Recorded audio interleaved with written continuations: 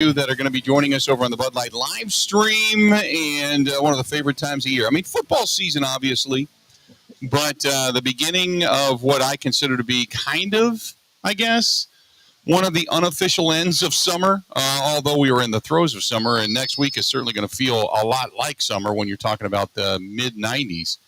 And the weather itself. But nevertheless, we are broadcasting live. We're at the Goose Island Ale House. We are here inside the Budweiser Pavilion, the Wisconsin State Fairgrounds, right across the street from the Cream Puff Pavilion. And it's good to be here. I got to tell you, and I understand the reasoning. Ben Kenny, part of the program, obviously producing the show. And Ben, so when Lamet got DFA'd, and they cut him loose, and now he's going to clear waivers. Is that when you put your palm to forehead and went, what the hell are the Brewers doing? This is nothing more than a money dump. To be honest, I kind of laughed. I kind of reached the point of a very defeated laugh. But yes, it makes absolutely no sense. Either somewhere along the lines they messed up and didn't realize about the service time, or, they just wanted to get Hader gone for only the money. It's wildly frustrating. I get it. He's not throwing the ball well. I know that he's a project that the Brewers have taken on before when it comes to the analytics and statistics of pitching. I get it that he's got his service time that popped up, and all of a sudden you're kind of balancing out this deal and you're trying to figure out monetarily how to make this work. And then, Freddie Peralta is reinstated from the 60-day IL. Matt Bush is added to the active roster. They bring in Keston Hiura, who they bring back from AAA. And there's a series of moves, and you've got a 13-pitcher limit. But if you heard Craig Counsell yesterday when asked about it, and he sounded, when I heard it, he sounded kind of angry, like, come on. He said, look, we had a difficult choice today. It's like, whoa, wait a minute. It's a legitimate question. And I don't really, Craig's always been pretty Craig is not flamboyant when it comes to pressers. But when he said this, I'm like, it sounded like he was trying to say, look, guys, we know, we get it, But here's what Craig had. Take a listen to what he said and how he had to say it when he was asked, why in the world did Lamet get DFA'd? Obviously, like you said, you guys got back the major league talent with Lamet and Rogers, but just trading away a guy like Hader, the magnitude of it. How do you go about managing that within the clubhouse and just the guys reacting to that as they do it? Yeah, I don't think we should shy away from anybody's reaction to losing a really important player for the franchise, for losing a really good friend for a lot of people, for losing a great person. That hurts. And I think that when 7-10 hits tonight and the game starts, you have a job. We all learned the lesson. The game doesn't stop for any of us, and it goes on. And we have a job to do when it's game time. So I don't think we should shy away from those feelings that we're having about losing Josh. It's kind of expected, and then we should feel like that. But 7-10, we got a job to do, and we'll do it well. There you go. Got a job to do, and we'll do it well. I don't.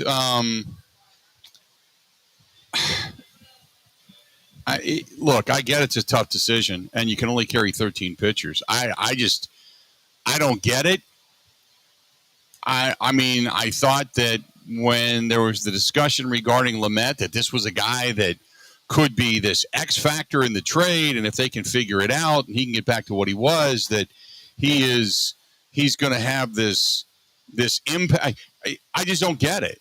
When you're told one thing the day prior and then that very night all of a sudden gone, talk to you later, it doesn't make sense.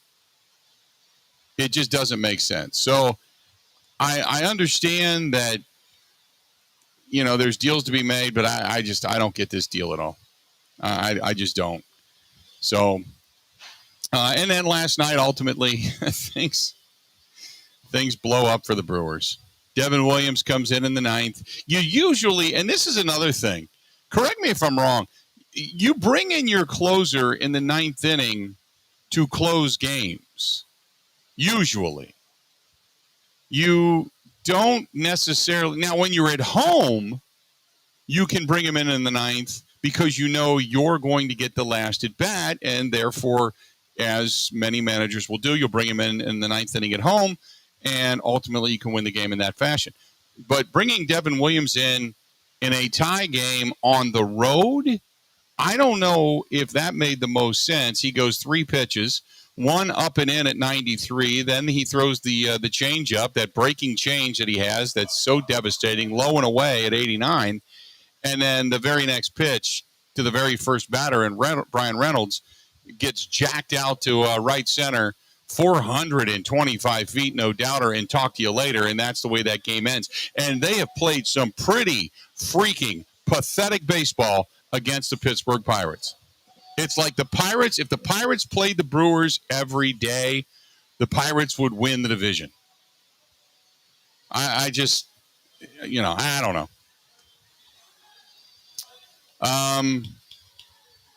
It sounds like if you listen to Craig Counsell's voice talking about Josh Hader, if the rest of the team has that empathy, so to speak, it sounds like the loss of Josh Hader affected this team. Correct me if I'm wrong. Take a listen to what else is said by Craig Counsell. Do you have any message for fans who are disappointed that don't, they want all, they want a World Series? This move is I think we all want a World Series. The best way to get there. I think we should have learned over the years that David Stearns is a pretty good guy to help us get there. He's done an incredible job, and he'll continue to do an incredible job. And that doesn't change our goal to win a World Series. He's right in one thing. David Stearns does make some good moves. Now, here's the thing. They just DFA'd Jackie Bradley Jr. They got Hunter Renfroe for Jackie Bradley Jr. What the hell were the Red Sox thinking? So this most, what have you done for me lately is disappointing. But when you look at the productivity of Hunter Renfroe and what he's brought to the table and what Jackie Bradley Jr. being able to, and I'm, personally, I think he's a nice guy, but to get rid of that mess, that's a fantastic deal. So you take the good with the bad. I think it's just hard to swallow when you have good talent. You grow that talent within your system. You trade for it. You seek it out. You bring it up. You watch it flourish. It becomes a star, a legit star, only to see the small market team say, sorry, can't afford you. Talk to you later. But how do you look the fans in the eye and say, oh, we're going for it. We're going for it. And this is my biggest issue. You can't sit there and say, we're going for it. We want to bring a World Series. You want to, coulda, shoulda, woulda. That's great.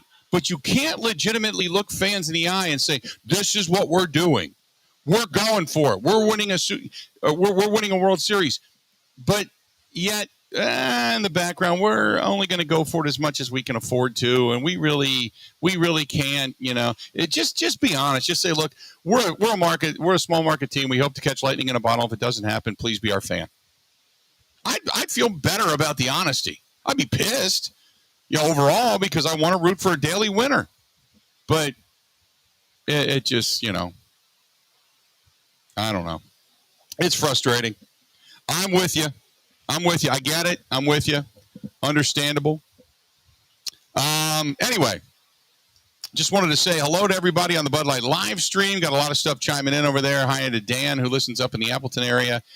Saying hi to Ronald, Brian, Also, a whole bunch of people chiming in there. Thanks to David and Mark who are listening. Harv, who is listening to us on the app, which is WOZN, The Zone out of Madison. If you want to get a hold of the program, 877-867-1670, 877-867-1670. Find us on Twitter at Bill_Michaels, at Bill_Michaels. At Ben Z. Kenny over on Twitter. You can find him there. You can always get a hold of us on and watch the program over on Facebook, facebook.com/The Bill Michaels Show, facebook.com/The Bill Michaels Show. Also, you can track us down via YouTube. Go to youtube.com, and if you want to watch the video from out here at the Wisconsin State Fair, which currently you're seeing some of the restaurant area, the Budweiser Pavilion, and the Goose Island Ale House, as the music is not getting underway just yet, but it will coming up a little bit later on today. You've got RCA, the Road Crew Acoustic, coming up at 11. Madison County, and I love these guys and girls, takes the stage at 3 o'clock this afternoon here at the Wisconsin State Fair. So absolutely, positively love it out here at the Bud Pavilion. And they are a Sporky finalist. They didn't win, but they've got chicken on a stick, deep fried with flaming hot Cheetos and some sriracha sauce, and we're going to try that a little bit later on today as well. And but they are a Sporky finalist. So if you're going to, I know a lot of people kind of plan their day at the fair around the Sporkies. So this is one of the Sporky destinations by all means. So stop by and say hi. And I'm here in the back of the Goose Island Ale House as well. Now, David Stearns talks about, having bites at the apple after the Hader trade. Take a listen. Today's trade, as we said in the release, is about doing everything we can as an organization to continue our mission and our goal of giving our team as many bites at the apple.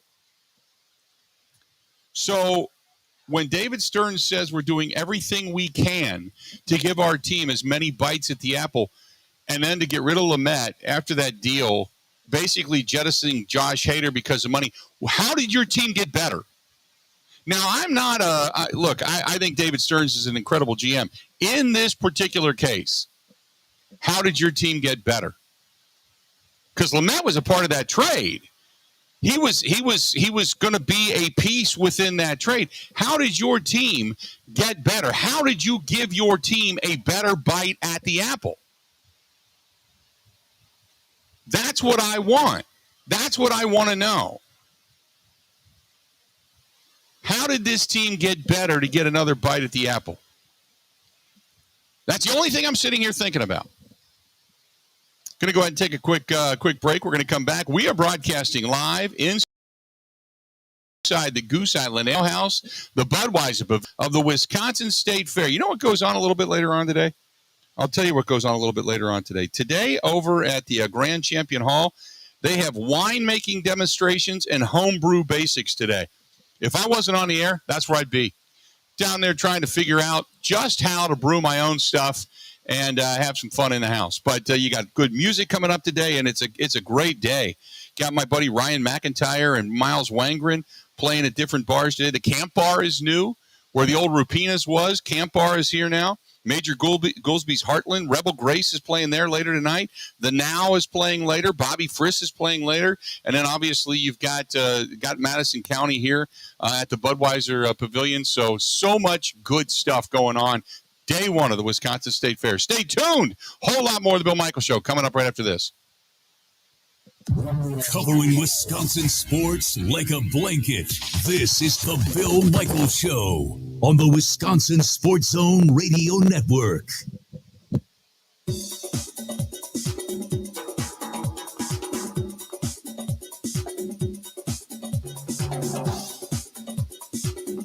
Bill Michaels will resume in 3 minutes.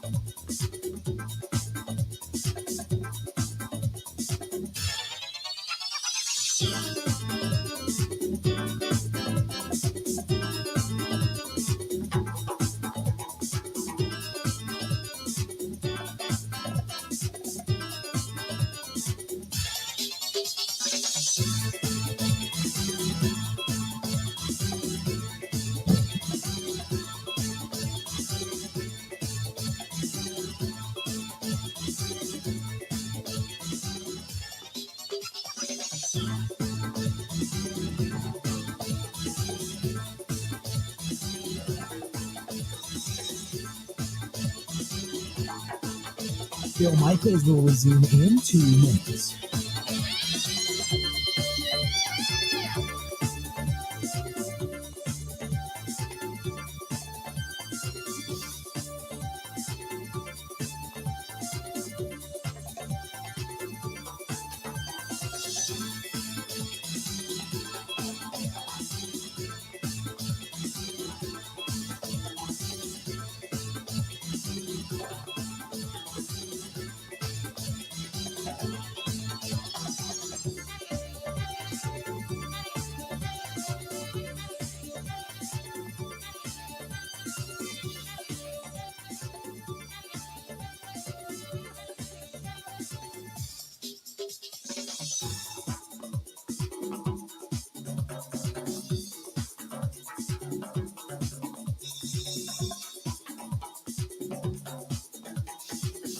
Bill Michaels will resume in 1 minute.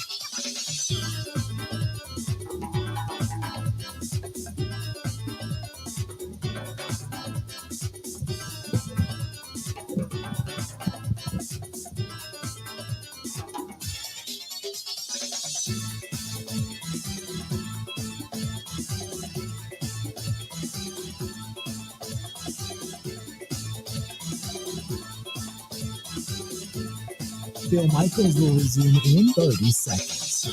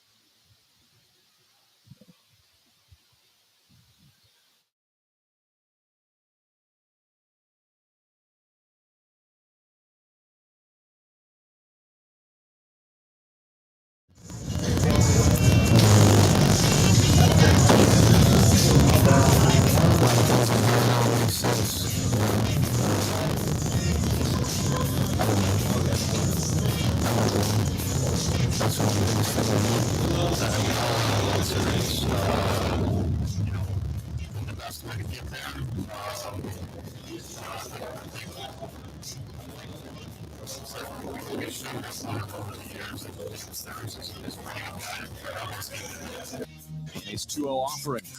It's a high fly ball deep right center field. Brian Reynolds has walked off the crew here in the bottom of the 9th inning. And the Pirates win at 8-7. There you go. That is a montage of sadness, I guess, is the best way to put it. The montage of sadness as the Milwaukee Brewers get beat last night. Josh Hader is gone. They have DFA'd Lamet. And the trade that was spoken of so highly and what they consider to be relatively promising has turned, at least early on, the returns have been crap, I guess, is the best way to put it. So, and then obviously you have a plethora of catchers, and then Narvaez goes down. So it's just, for a team that started off the unofficial second half of the season so incredibly strong, to run into, quote, the, quote, buzzsaw, I say that tongue-in-cheek, of the Pittsburgh Pirates is somewhat of a joke. Somewhat of a joke. So it's sad. It is. 877-867-1670, 877-867-1670. Ronald, whatever it is with the audio, I have no control over that. That isn't played here, so I don't know what to tell you. I can hear it. It sounds fine. I don't know why it doesn't sound good on your end. Talk to you later. This one's from Mark, who says, this team is nothing more than a cash cow for Mark Antanasio. He needs to sell it and find an owner with deeper pockets. Now, wait a minute.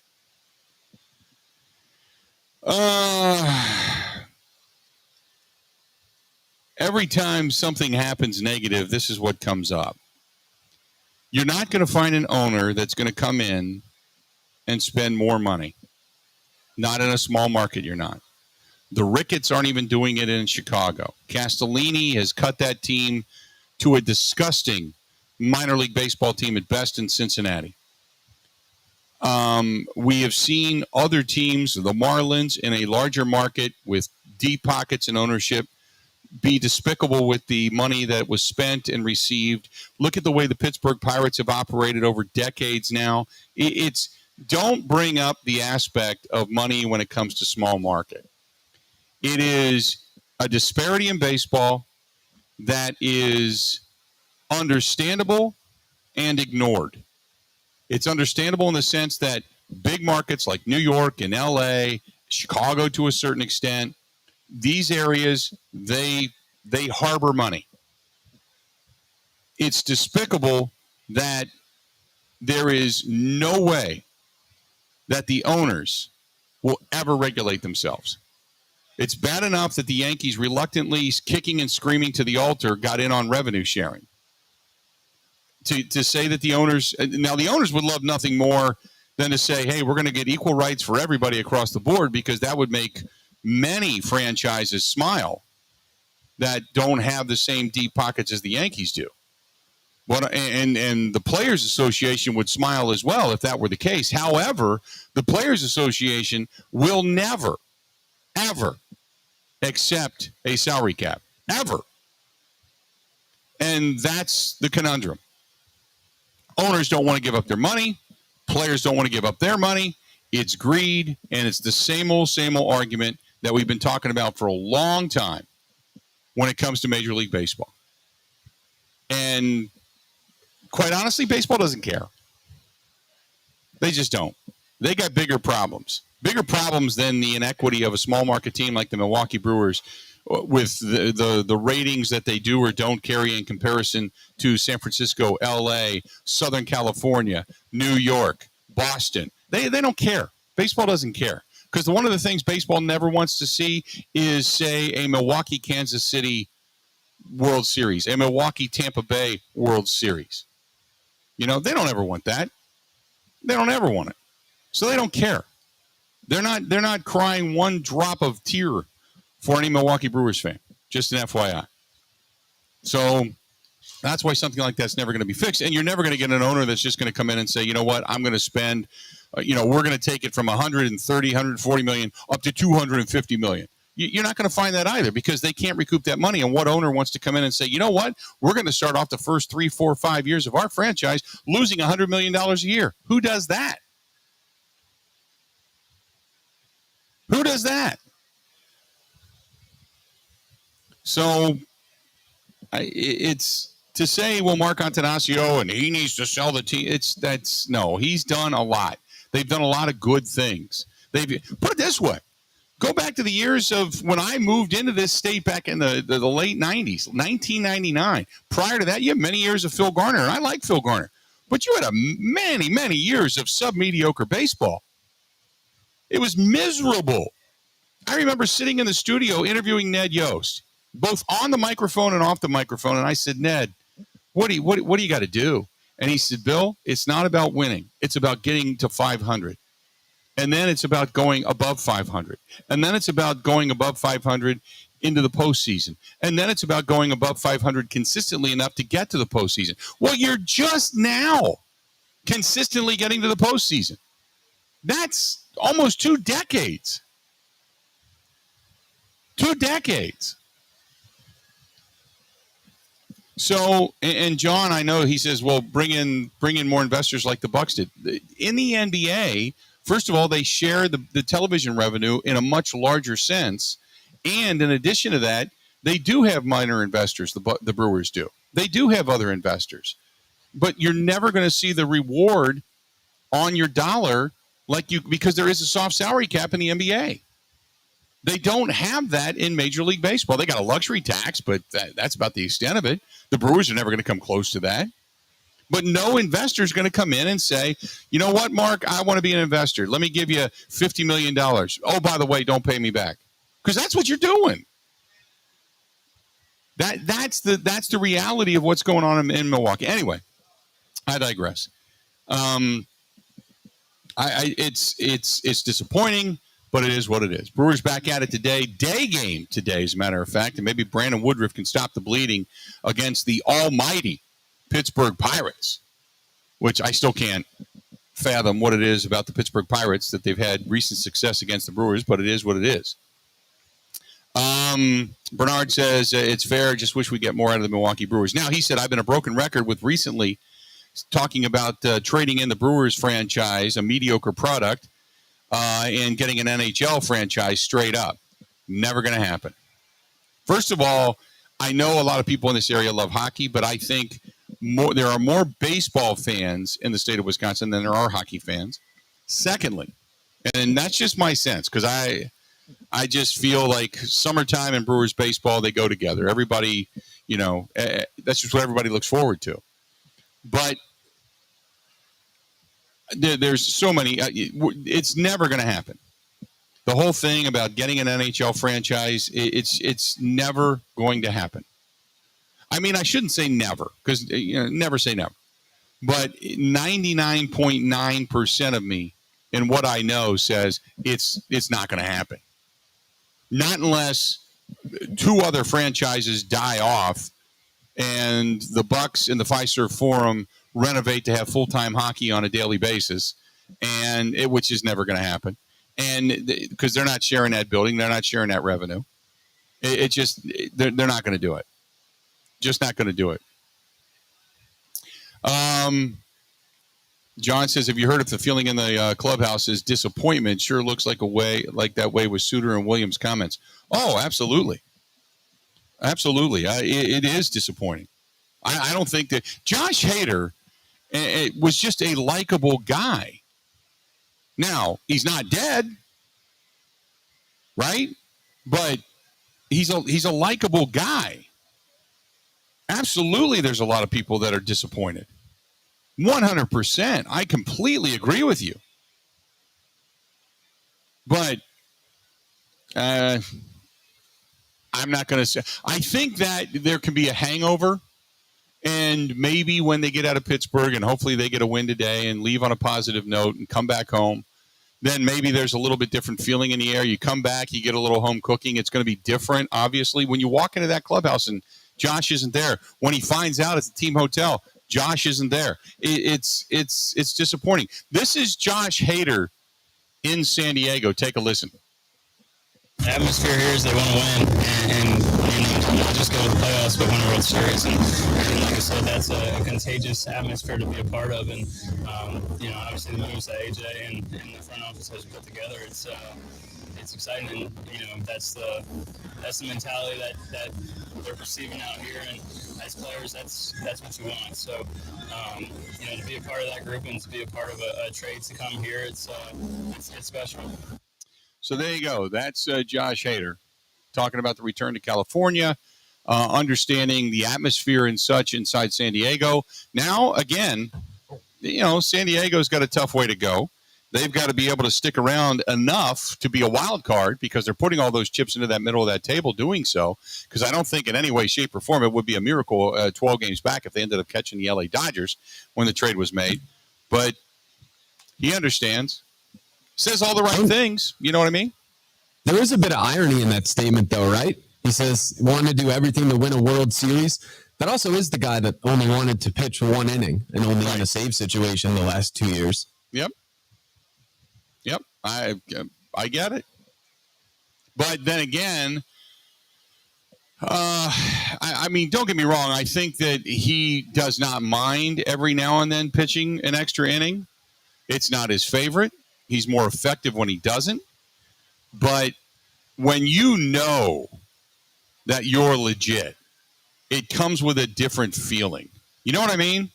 When you know you are on the precipice of being one hell of a team and you're going to get Fernando Tatis Jr. back, then it's like, look, everybody's pulling the rope in the same direction. No, because we know how good we are. Whereas in Milwaukee, it's always, you got to hope. Well, we need a bat. Oh, we need another arm. Oh, we need this. Oh, we need that. Oh, maybe. Oh, hope at the end of the season. At this point, I think what the Brewers are hoping for is other teams get hurt.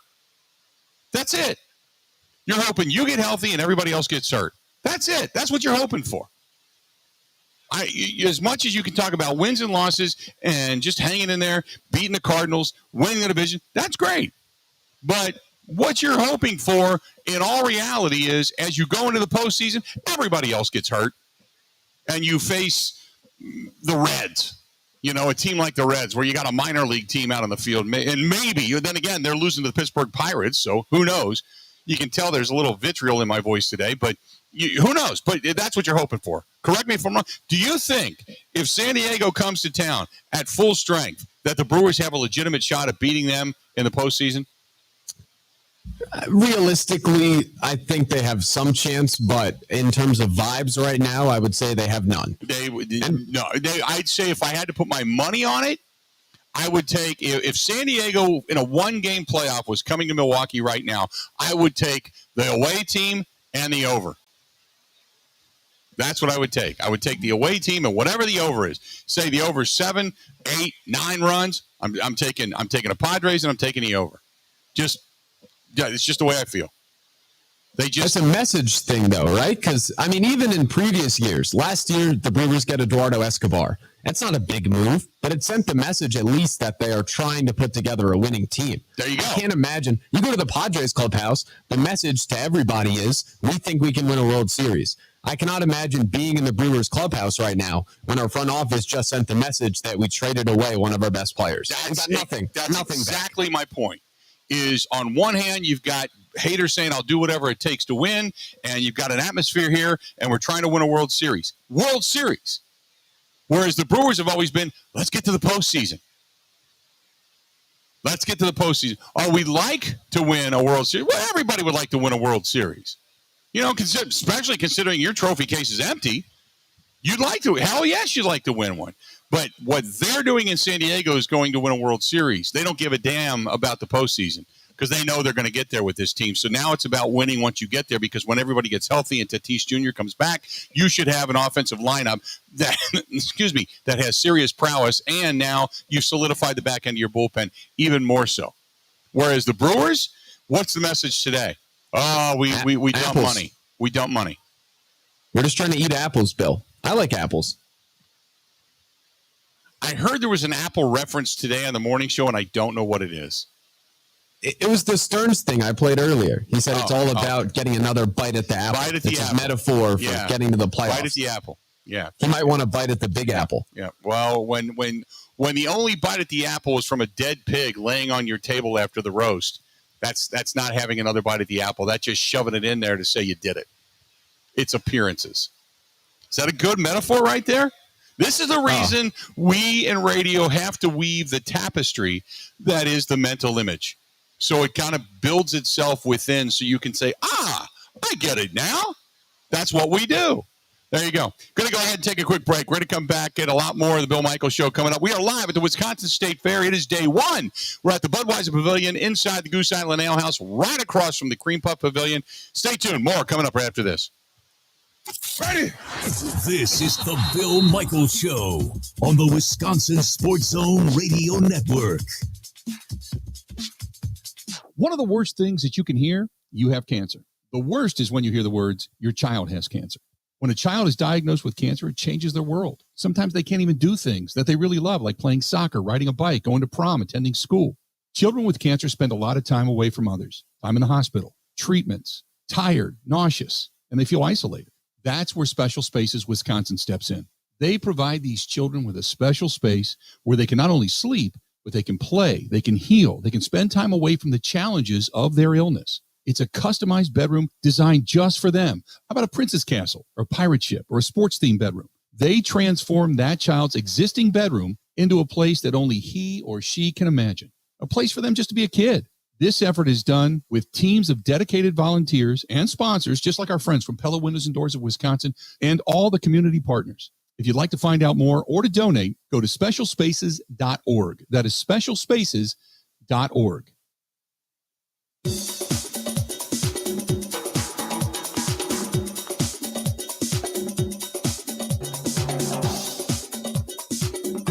Bill Michaels will resume in 5 minutes.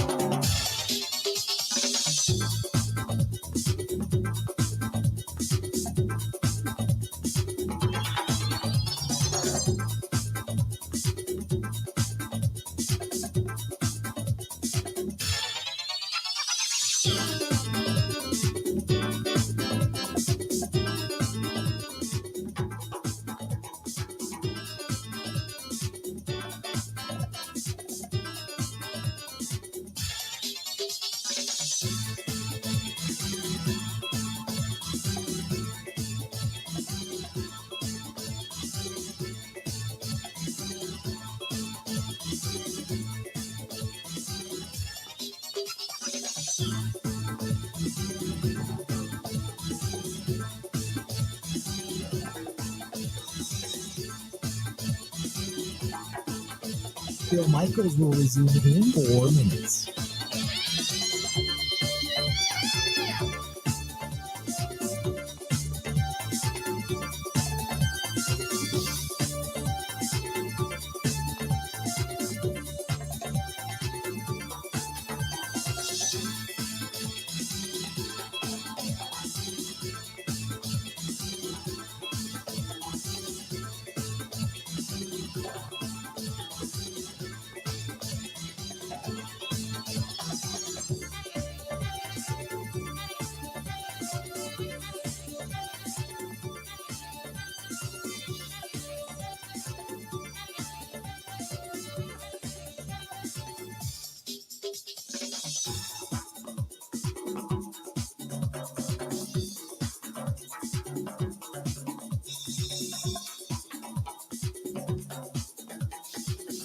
Bill Michaels will resume in 3 minutes.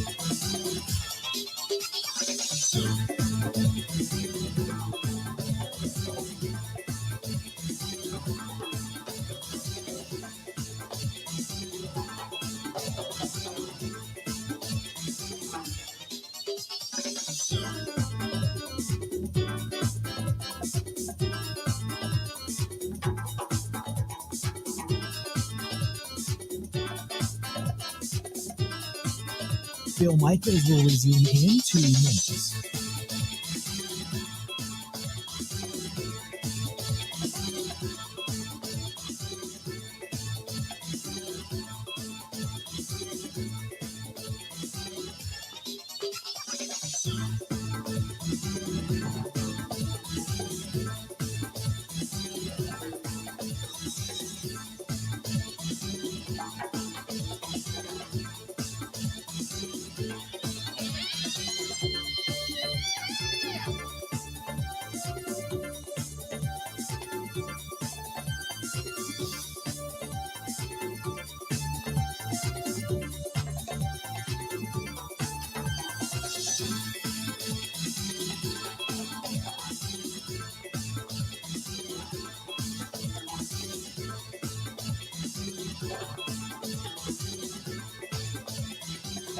Bill Michaels will resume in 1 minute.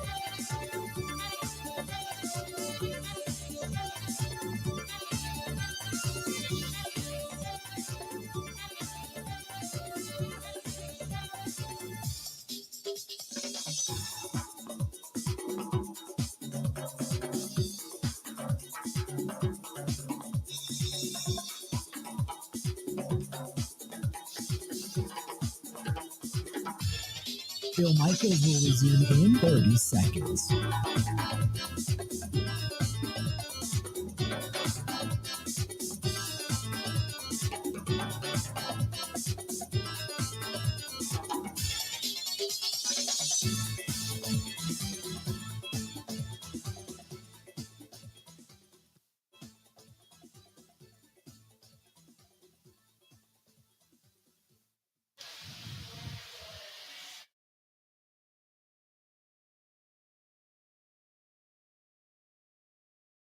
The release is about doing everything we can as an organization to continue our mission and our goal of giving our team as many bites at the apple.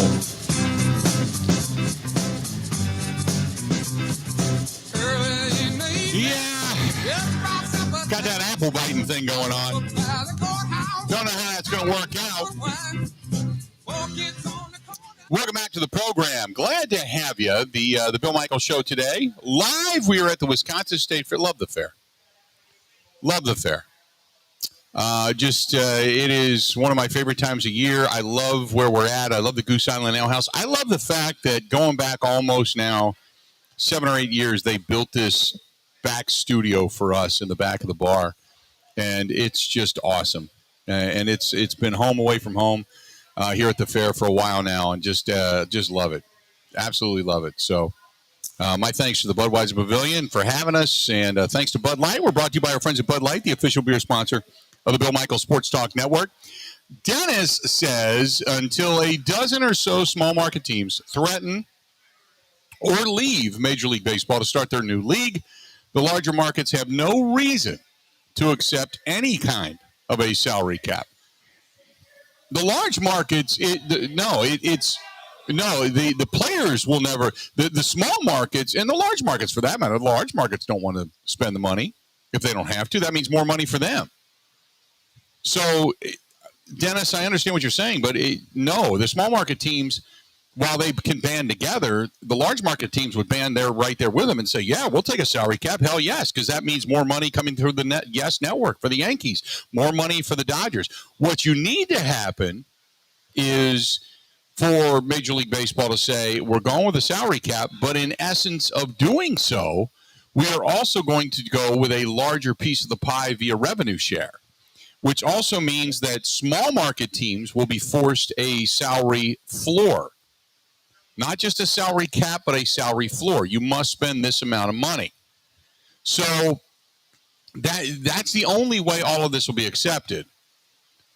You know what I mean? Because if you don't want to be a small market team and then have the ownership of that small market team stay exactly where they're at, but just pocket more money. That's not a good recipe for success.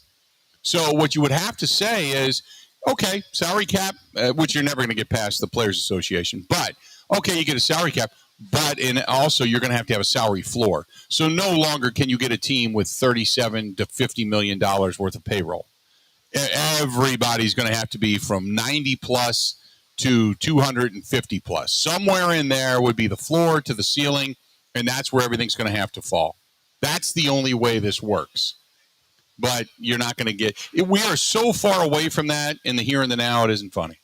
So far away from that. But I appreciate what you're talking about. I really do. 877-867-1670. Glad to have you on board this portion of the program. Brought to you by our good friends at Bud Light, as I had mentioned, home of the Bud Light Pavilion, the Budweiser Pavilion here at the Wisconsin State Fair Park. Thanks to them. Also, thanks to our friends over there at Burn Pit Barbecue. Go to burnpitbbq.com. If you're going to do any grilling coming up, I highly recommend it, unless, of course, you're out here eating stuff on a stick. But I'll say this, even if you have here stuff on a stick, doesn't matter, because Burn Pit Barbecue goes with everything. Go to burnpitbbq.com. That is burnpitbbq.com. This is from True Dre, who says the Brewers are doing nothing more than hoarding the money. They got rid of a guy they simply didn't want to pay. They said we're getting better even though we're not.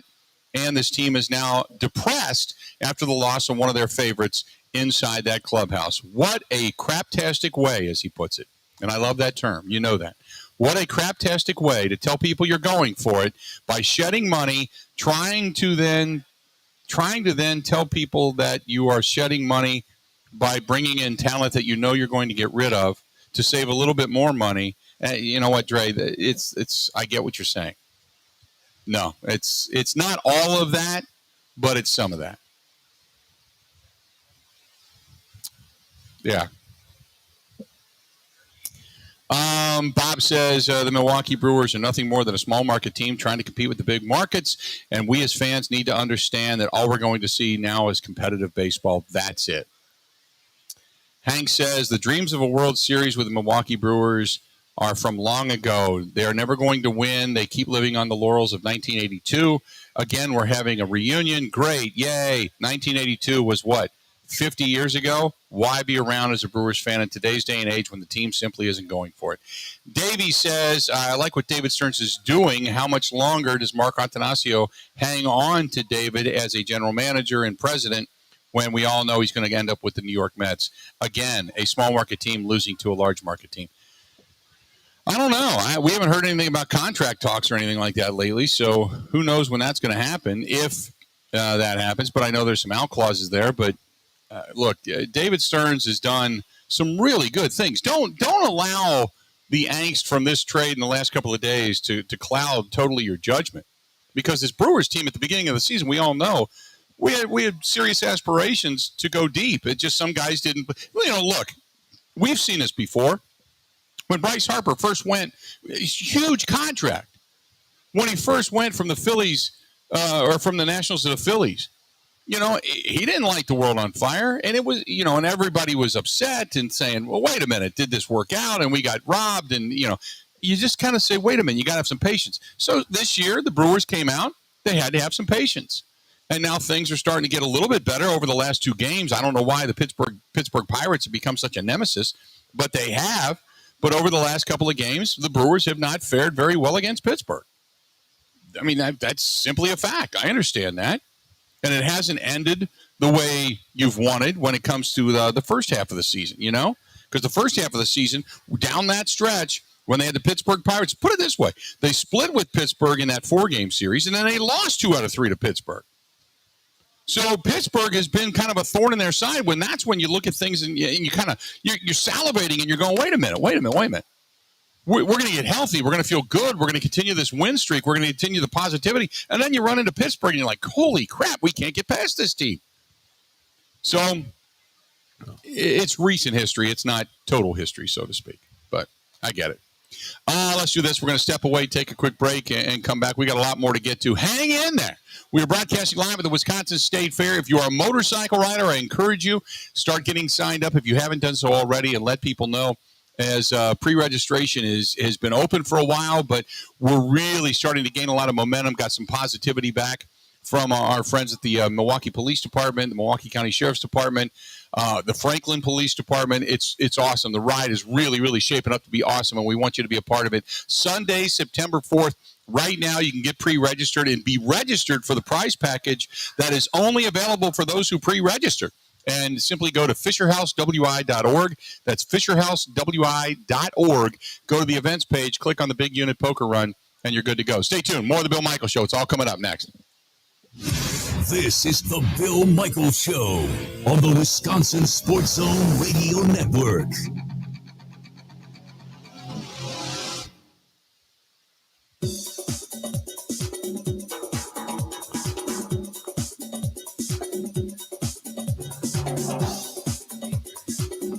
Bill Michaels will resume in 3 minutes.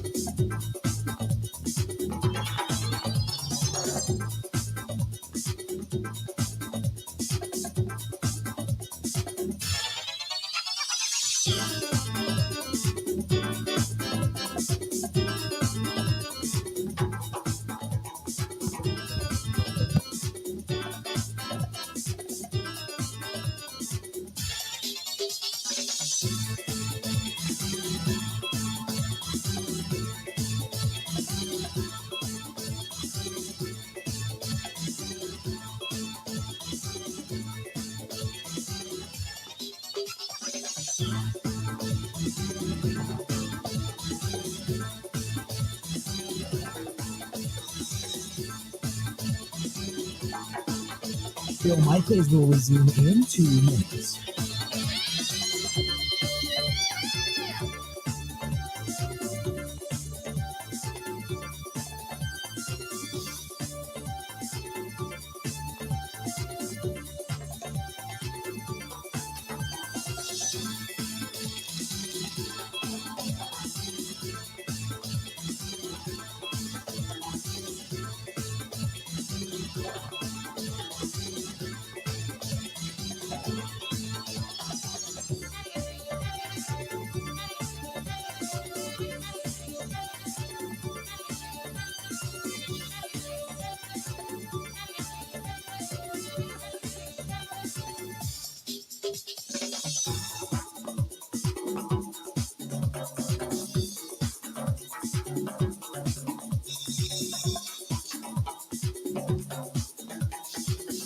Bill Michaels will resume in 1 minute.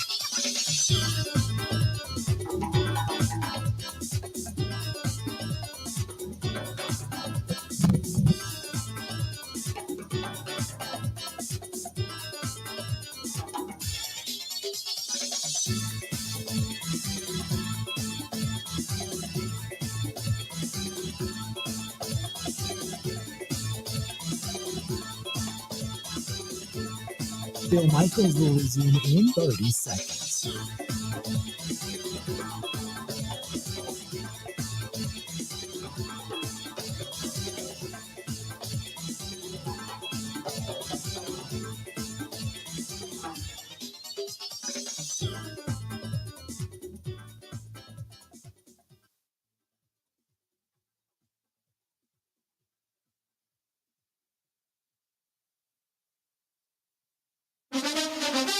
Now, a training camp update.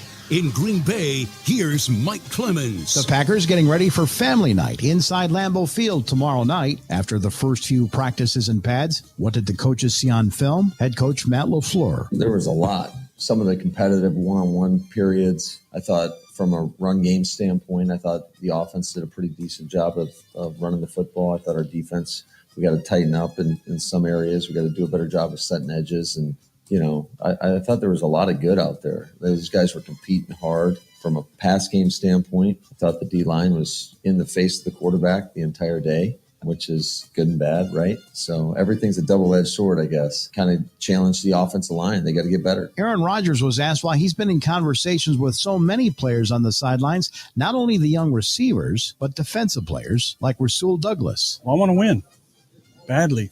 You got to communicate to win. With Christian and with Romeo, it's a lot of me teaching them.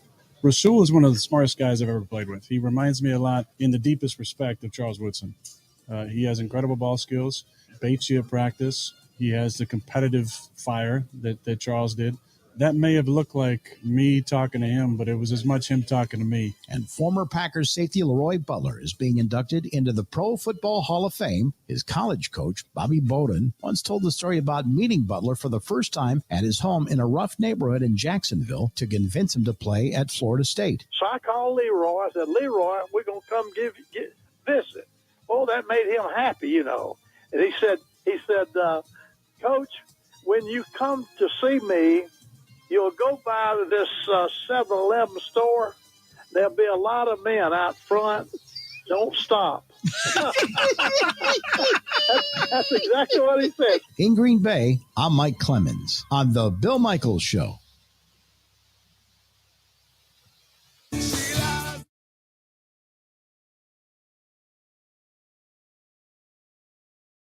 Bill Michaels Show continues on. We're broadcasting live at the Wisconsin State Fair, and I want to remind you that our friends at Pella Windows and Doors of Wisconsin, not very often in today's economy, you're going to find a deal as good as this right now on a premium brand. Right now at Pella Windows and Doors of Wisconsin, you can have beautiful Pella windows and doors installed in your home, pay just 2.99% financing. That's locked in 10 years.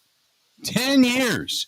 Maybe if you'd rather choose some free blinds or shades between the glass or in the lifestyle premium wood patio doors or Impervia fiberglass patio door, you got to take advantage of that. Right now, great deals, low interest. You can lock it in 10 years on this stuff. But there's no telling how long this is going to be around, so you got to get to it now. Go to PellaWI.com. That is Pella, P-E-L-L-A. PellaWI.com. That is PellaWI.com. And check out our friends at Pella Windows and Doors of Wisconsin. Call them 855-PELLA-WI. That's 855-PELLA-WI. We'll talk some Aaron Rodgers coming up in the next hour. Because... Oh, God. It's as weird as the Brewers stuff is with the trade of Josh Hader and telling fans you're going for it. And fans figuring out that, you just got rid of money and whatever. It went from the Poncha cleanse to I'm going to blow out Cornholio to get rid of all the toxins in my body to now hallucinogenic tea and self-love. Look, Aaron Rodgers is an unbelievable quarterback, but I I don't even know. He's on an island, man. It's what? Did you It's listen to the podcast? No, I haven't yet. I have heard snippets of it, but I haven't listened to the whole thing. I was kind of out of it yesterday, to be quite honest with you. Maybe the podcast could have helped then. Yeah, you know what? Might have taken a little bit of the pain away. But today, by the way, I am saying the stuff that went on yesterday, successful. I feel really, really, really good for the first time in months. So I'm ecstatically happy. But yeah, I started getting like whiffs of this, so to speak, as people started to text me. I had a buddy of mine. He's an Aaron Rodgers apologist. He thinks Rodgers walks on water. That you need to do everything Rodgers does because he's so far ahead of the curve that Rodgers is not even human, right? That he's just this incredible being walking around on the earth. And even he yesterday, and I can't read you the exact words, but it starts out with WTF, which you know what it stands for. And it's WTF. That literally written out, he says, "What is up with my boy? A-Rod's gone off the deep end." And I said, I had no idea. I said, "Is it more anal cleansing?" And he said, "No, this time he's taking drugs." And I'm like, "What?" And so I had to go start reading some of this stuff. And it's just, yeah, it's.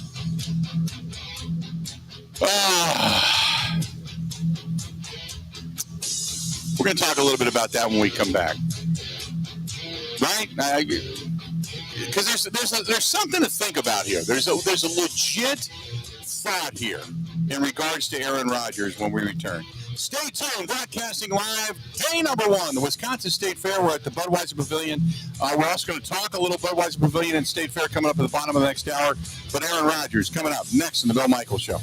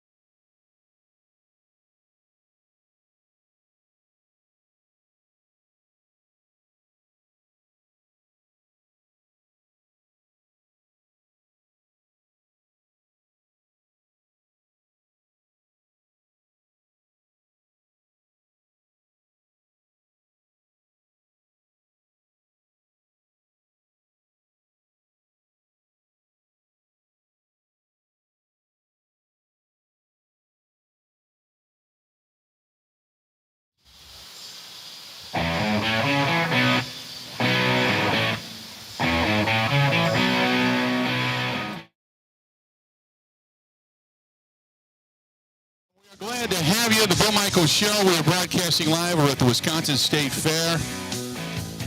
And they just got some music underway. As a matter of fact, here inside the Budweiser Pavilion. And today, I love the fair. I talk about it all the time. RCA, the Road Crew Acoustic, right now on the stage. You got Tim Castle over in the Big Sky Country stage. Coming up today in about an hour, Ryan McIntyre, good friend over at Major Goolsby's. You got Miles Wangren at 1 o'clock today at the Camp Bar. The Camp Bar is a new one here at the Wisconsin State Fair. For those that were familiar with Rupina's for years and years and years and years, they left, and the Camp Bar bought them and have really done a nice job at renovating and building up more aesthetically pleasing right there on the Midway. So just so many good things. And then obviously here at the Budweiser Pavilion today at 3 o'clock, Madison County takes the stage. I'm going to stick around for that. I can't wait. I love Madison County. Just good, what I consider to be, out of all the other ones, and there's one particular one that's just hokey as hell, but out of all the we'll say the country cover bands, Madison County does it better than anybody. Better than anybody. Hands down. Hands down.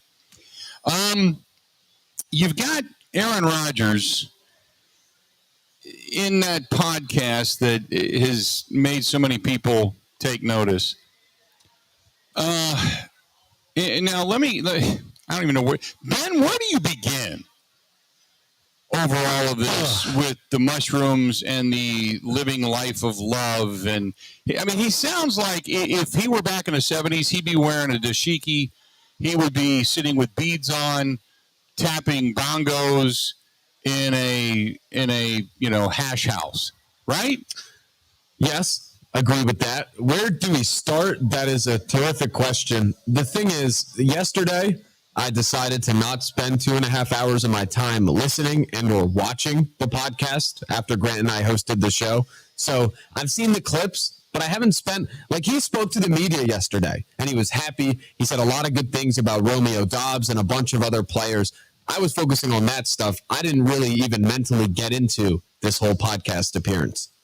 So I don't even know how to describe this. This thing about going with Danica and experiencing mushrooms, psychedelic tea and such, and ayahuasca? I don't even know how to pronounce it. Ayahuasca. Not that I know. Ebo knows. Okay. And he told me. So the ayahuasca stuff. So I don't even know how to get into this stuff. So he does this. He's introduced to this tea and these shrooms, and he says it's the best experience of his life. And then plans a trip to Peru, where he's going to climb Mount Machu and then do the ayahuasca ceremony. And it's bizarre. You know, when he says, my intention for the first night was to feel what pure love is. That was my intention, and I did. I really did. I had a magical experience of feeling 100 different hands on my body, conveying my blessings of love and forgiveness to myself and gratitude for the life from my supposed ancestors. I came back, and the pandemic hit. What? Now, first of all, the whole forgiveness thing is kind of crap, because we still know, as far as we can tell, that he still is estranged from his family, at least from what we know. So I start to get into all of this, and I'm thinking about it, and I told you I got a buddy of mine who is as much an Aaron Rodgers fan and apologist as anybody I've ever met in my life. And even he's kind of questioning things. And then I had to step back for a second. Here's one thing to remember, okay? People have done many things in their life to get better and clear their head.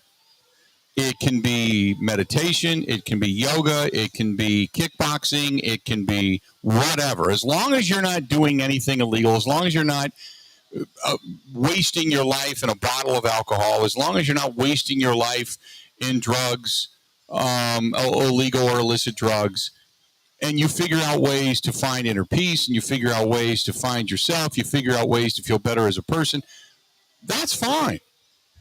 It may be weird to some of us, but that's fine. Some of the things people have done, it has made us all raise an eyebrow, but we just kind of look at it because it's out of our norm. It's something that we haven't done. Maybe we don't truly understand it, whatever. But it's not illegal. What Aaron Rodgers has never come close to crossing the line of illegality. He's not on a police blotter, as far as I know, other than the suspension because of the lying about, if you want to call it that, about the COVID vaccination, whatever you want to perceive that as. He hasn't done anything to be a huge detriment to his team, the fan base. He's just off a little bit. He's 10 degrees off the main center. So whatever he does, I don't care. It's goofy, and he's not probably going to hang out in Wisconsin the day he retires because it's just what he's living, what the life he's living is just different. You know, he's on a whole, and there's, remember Howard Hughes, for those that remember or years ago or know of the eccentricities, Howard Hughes got into himself to the point that he ended up secluding himself in a penthouse of a hotel in Las Vegas, to where he just became reclusive and grew fingernails that were a foot long and shaggy and goofy, okay? Maybe Aaron Rodgers goes to a mountain and pets goats or something once he retires from football. I don't care. As long as it doesn't interfere with his ability to, one, be happy in his life, and two, do what he's getting paid to do. A lot of money to get paid to do. And that's win football games for the Green Bay Packers. Other than that, I don't care. I think it makes him goofy. I think we look at him as a little off. That's fine. Everybody's got some goofiness in them. But other than that, who cares? I know the world's going nuts over this, sports-wise. I know it's, short of the Deshaun Watson deal, which, by the way, the NFL, as we all kind of thought would happen, did appeal the Deshaun Watson decision. Now, whether or not, I believe the NFL is going to defer from Roger Goodell to an independent arbiter to hear this thing again. And then that is going to force the NFLPA to go to federal court and sue the NFL. And this thing's not over by any stretch of the imagination.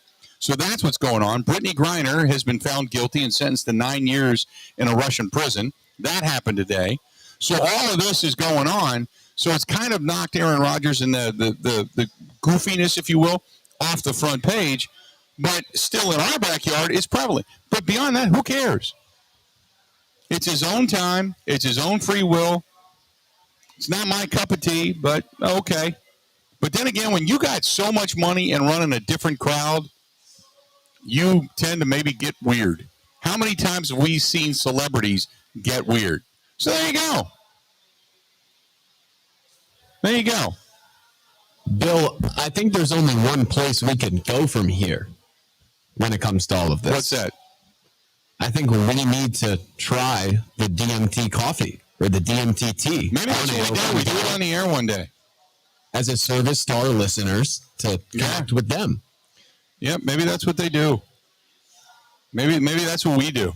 One day we just, decide to do a goofy Friday, a psychedelic Friday, and that's what we do. There you go. So, have at it. Pac fan says the independent arbiter already heard it. Yes, Roger Goodell oversees the appeal, but he is going to determine who is going to oversee the appeal. He is not going to hear the appeal, Pac fan. Just an FYI. They are going to determine what other, as they want to agree upon, person will hear the appeal before Roger Goodell gets actually involved in all of this. And then we all know what's going to happen. We all know what the league wants. They want him out for a year. The league wants him out. The league did not appeal this suspension to get 2 additional games tacked on.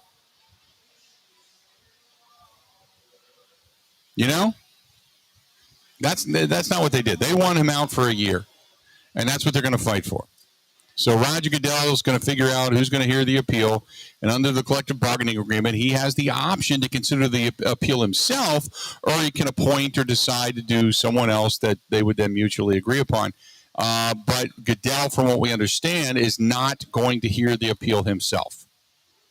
At least not the first one. So looks like they're going to go for an indefinite suspension that would be a minimum of 1 year, a monetary fine, which was not levied against Watson by Robinson when she handed down her ruling, and treatment that he must undergo for being a creeper. The union also has the right to appeal Robinson's ruling, although they issued the statement saying they would not. They'd stand by the decision. But, of course, because he only got 6 games when everybody else in the world thought he was going to get a full year. Now, the NFLPA has until Friday to file a written response to the NFL's appeal, which we know they're going to do. And they're preparing to sue the NFL now in federal court. So this thing's not over by any stretch of the imagination, but so be it. I think the NFL is doing it because of the backlash that they are facing. And there has been a large amount of, even players and former players have said, wait a minute. This doesn't fill the bill. It's in comparison to other suspensions, this is by far much lighter. And Robinson did not take a lot of that into consideration. She just said, look, this is what I feel as the independent arbiter, what I feel is right, and don't come to me because you feel it's an underutilized suspension because you can't even suspend your own ownership group via the collective bargaining agreement. So be it.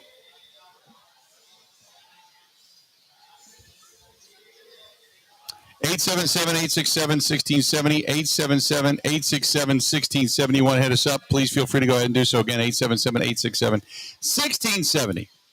Let's do this. We're going to take a quick break. Before we do, though, and we're going to hear from Aaron Rodgers and some of the things that he has to say when we come back. Before we do, though, I want to let you know about our friends over there at Dwayne's Cover It All, the best Wisconsin canvas upholstery and boat cover provider in the state of Wisconsin. If you have, say, a small business owner, or a business owner, we'll say, and you've got a canvas out in front of your place, an awning out in front of your place, they can fix it. Or maybe you've got an office full of office furniture. You know what I mean? An office full of office furniture. And you want to go ahead and have that redone. You can do that as well. No problem. He can do it. He can do your boat. He can do your boat cover. He can do your travel cover. All that kind of good stuff. No problem. That's our buddy Dwayne at Dwayne's Cover It All up in Wausau. Go to Dwayne's, DUANES, Dwayne'sCoverItAll.com. That is Dwayne'sCoverItAll.com. Stay tuned. More of the Bill Michaels Show next.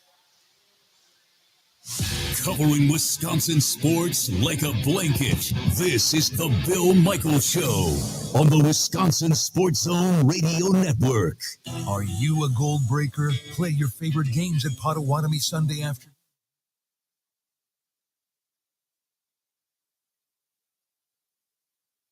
$1 top jackpot, and everyone playing slots also wins a prize.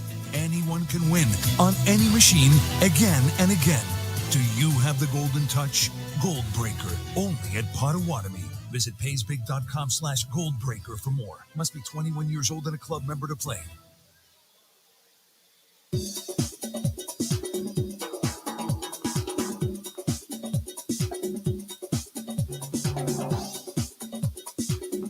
Bill Michaels will resume in 3 minutes.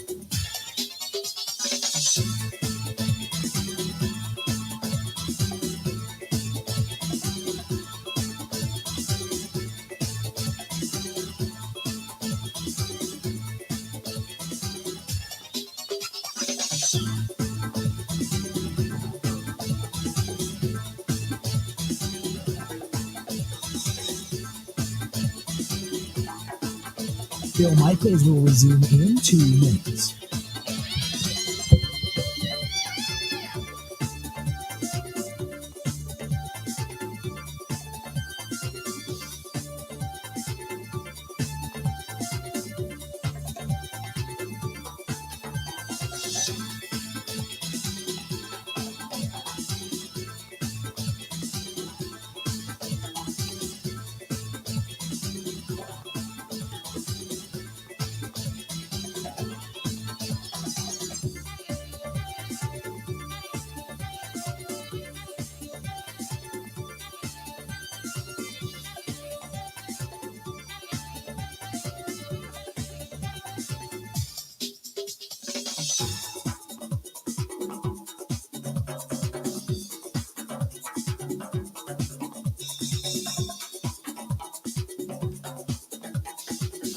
Bill Michaels will resume in 1 minute.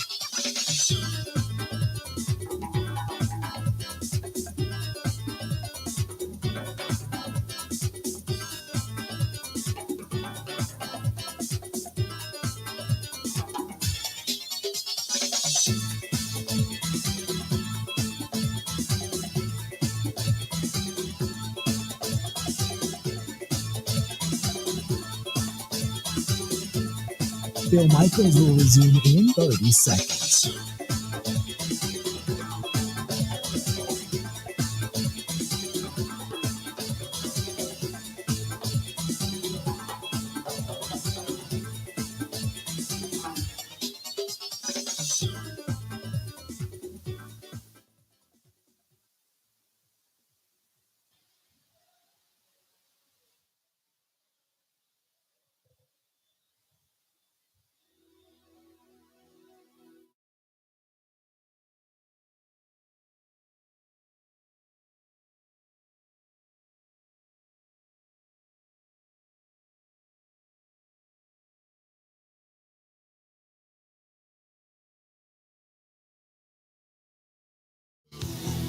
Welcome back to the program. We are glad you're with us. Enjoying the day out here at the Wisconsin State Fair. This portion of the program brought to you by our good friends over there at Sloppy Joe's and Smoke on the Water. And Joe and Ellen Hennis, they do a great job. They got an event coming up this weekend where they've got a motorcycle ride going on. It is to help prevent blindness. So if you're looking for something to do this weekend, that might not be a bad way to go. Check out Smoke on the Water out on Okauchee Lake on Wisconsin Avenue. And they're looking for good people. They've opened up that downstairs. It's big. It's beautiful. They just need more and more people. So by all means, if you can check that out and stop by, and if you're a motorcycle rider, by all means, stop over and say hi to Joe and Ellen as well, but do something good along the way. There you go. That's it. That's it. So Aaron Rodgers, I want to get into this because Aaron Rodgers had a chance to speak to the media, and wanted to just kind of talk a little bit about this. Some of the things that Aaron Rodgers had to say coming up here. So hang in there. We're going to get into all of this because Rodgers talks about many, many different things, about everything from Aaron Jones to Devontae Adams, Jordan Love, and such. Real quick, though, this one's from Mark, who said, by the way, I'm glad the sound is better now. We just put a couple of different wires in and we're good to go. Okay. He said, Aaron Rodgers can be his own person. We may not agree with it, but we have to respect it. He's done nothing wrong. He's just off, well, the beaten path, I'm going to say, because I don't think you're supposed to use that term anymore. He's just off the beaten path a little bit. Let's just be honest. As long as he's throwing touchdowns, nobody in Packerland is going to care. Completely agree with that. Completely agree with that. 100%. Aaron Rodgers said Devontae Adams would get, usually, in their playbook, in their system, would get about 80% of the calls.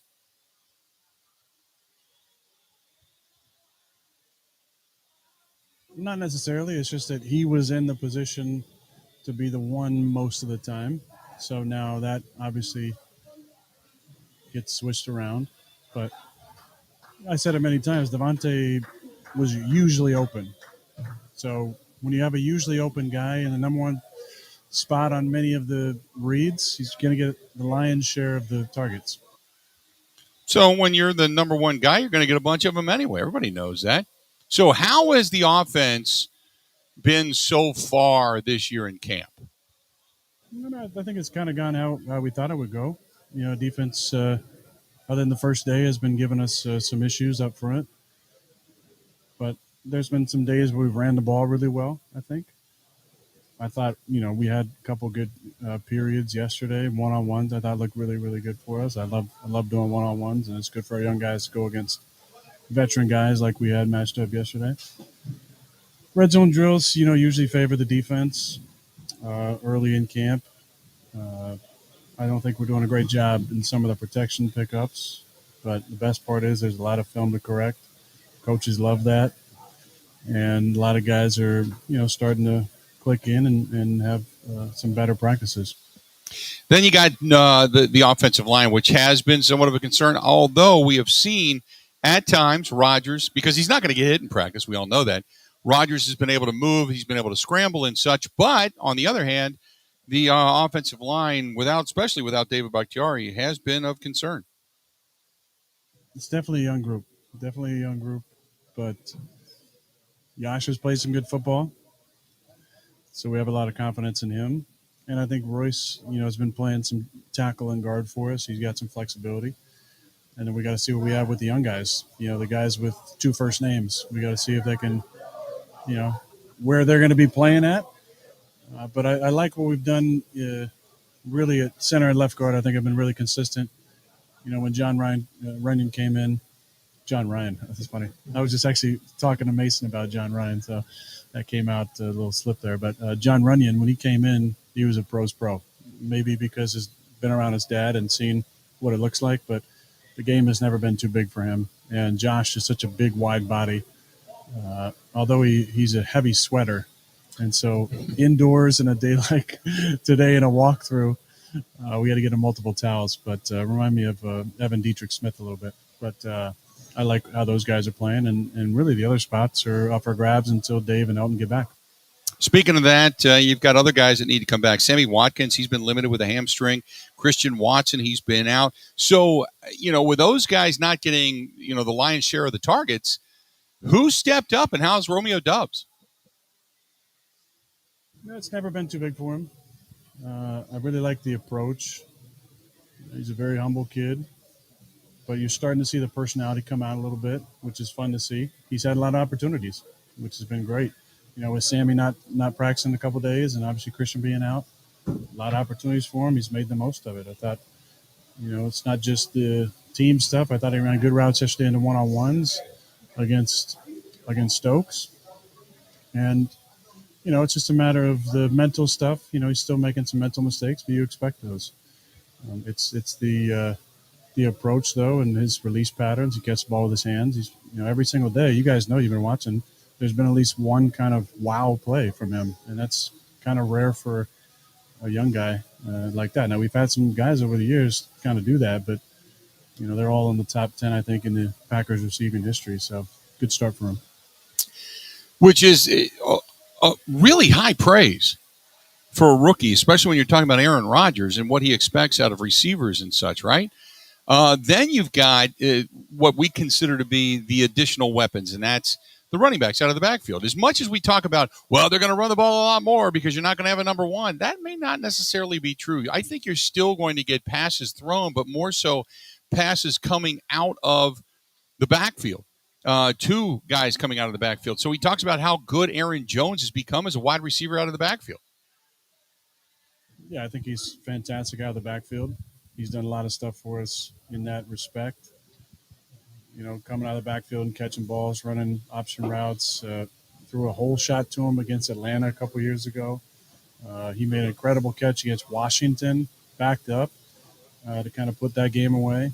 So he's, in the Chiefs game at the Chiefs in 19, he took a screen and went 75, ran a sluggo outside and basically scored, but barely stepped out of bounds. He's very versatile. But let me just highlight the mayor of Door County.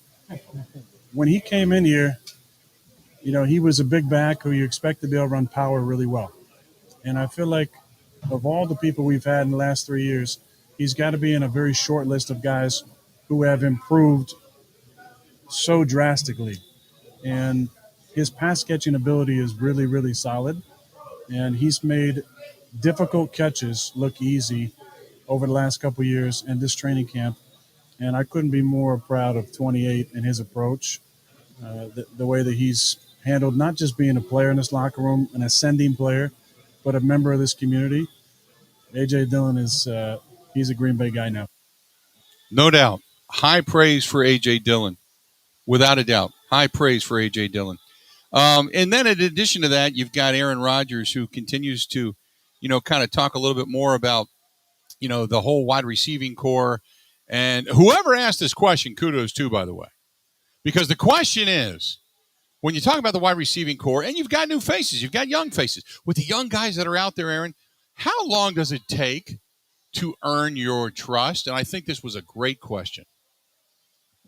I don't know. It's not a should. It's when it happens. It's the combination of performance and preparation. Those two are both really, really important.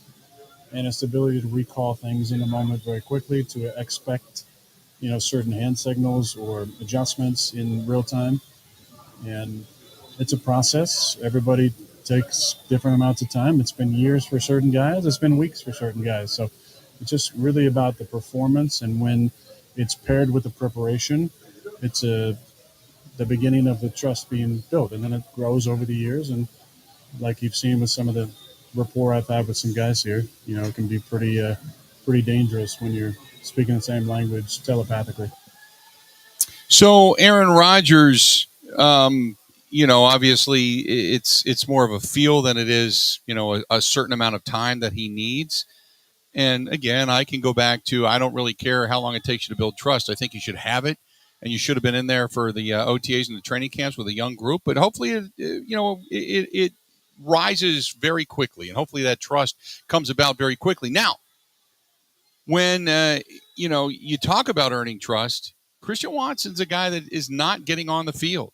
So is there a genuine concern upon Aaron Rodgers' behalf that Christian Watson's really fallen behind? No, not a big concern. I mean, he's a really smart kid. I know he scored really high on the Wonderlic test. I want to retest if he's higher than me, but no, he is a smart kid.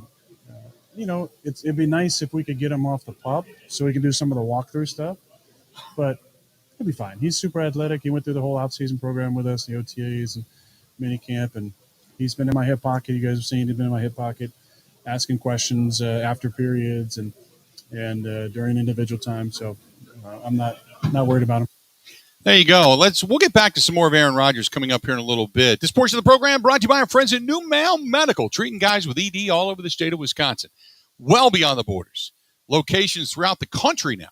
Call them for one location for the phone number, 414-455-4451. It does work. 414-455-4451. That's the phone number, whether it's ED, which they have a 98% success rate at treating, which is like almost a no-brainer that it's going to happen for you. Or maybe you're sluggish and you're moody and your energy level's gone and you just don't have it anymore. And you're over the age of 30, you can't figure out why. It could be low T. And it only takes you maybe 10, 15 minutes tops to get your numbers checked. And you can figure out a path of action then for you to become a better person. Or maybe you can get the all-in-one weight loss program. Walk around State Fair, start to look good, feel good, or maybe after eating everything here at State Fair that's on the stick, you feel even better. That's our friends at the New Male Medical Center. They can help you. 414-455-4451, 414-455-4451. Get a hold of them. Good stuff from our friends over there at the New Male Medical Center. When we come back, we're going to talk a little Wisconsin State Fair, what's going on inside the Budweiser Pavilion, what's happening via the Sporkies, all that kind of good stuff. Just give you a little flavor of the fair. It is day one of the Wisconsin State Fair. That's where we're broadcasting live from. And the tunnel shot you've been looking at comes to you live right behind me from the Goose Island Ale House, looking out towards the street, right across to the Cream Puff Pavilion, although the bright light is not God. Maybe it is God coming down and saying, hey, the Cream Puffs are really good. Who knows? But you can see right through the front end of the bar from the very back where we're located inside the Goose Island Ale House, and just enjoying our time here. I love the Wisconsin State Fair. Can't wait to get out and walk around a little bit more later on this afternoon. Stay tuned. We got more of the Bill Michaels Show coming up next. Covering Wisconsin sports like a blanket. This is the Bill Michaels Show on the Wisconsin Sports Zone Radio Network. Catch all the racing action at Road America. Camping and corporate events available as well. Go to roadamerica.com for all the information. Road America, America's national park of speed.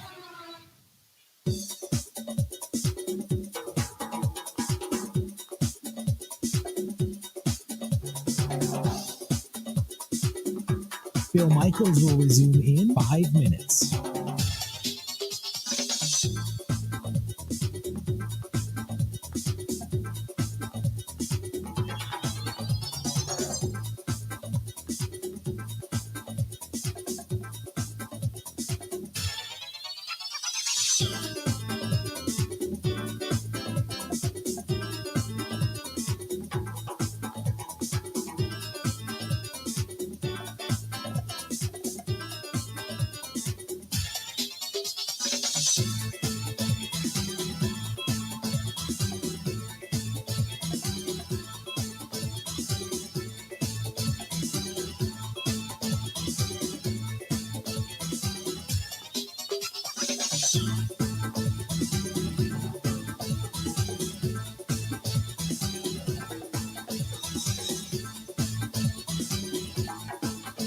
Bill Michaels will resume in 4 minutes.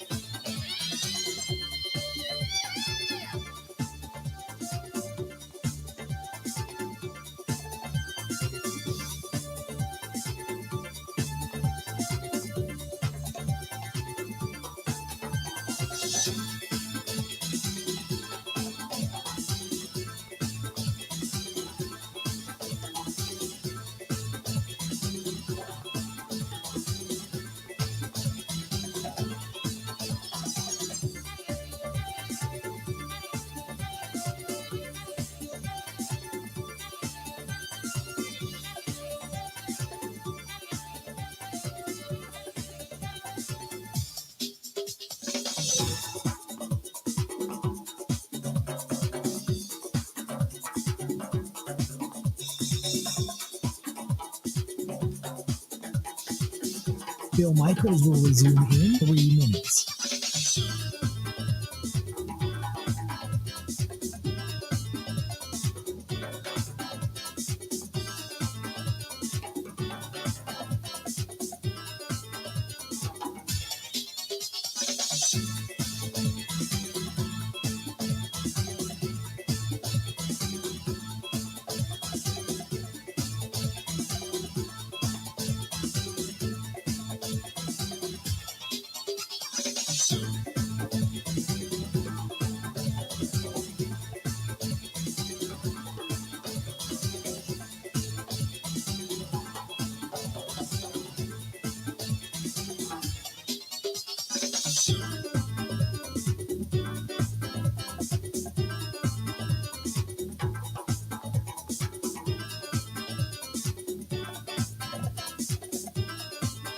Bill Michaels will resume in 2 minutes.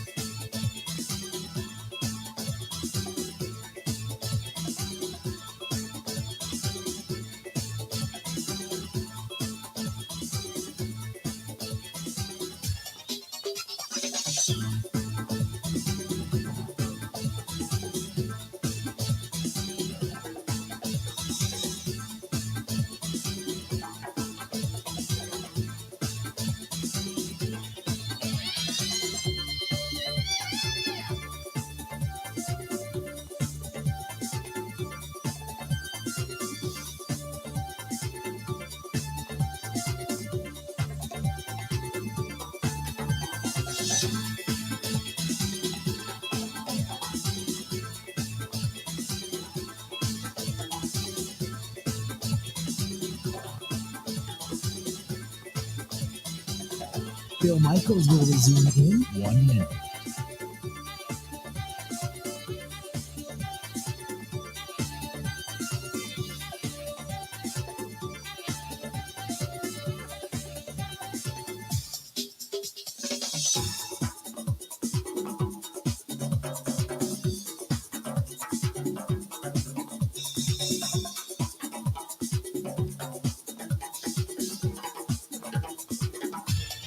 Bill Michaels will resume in 30 seconds.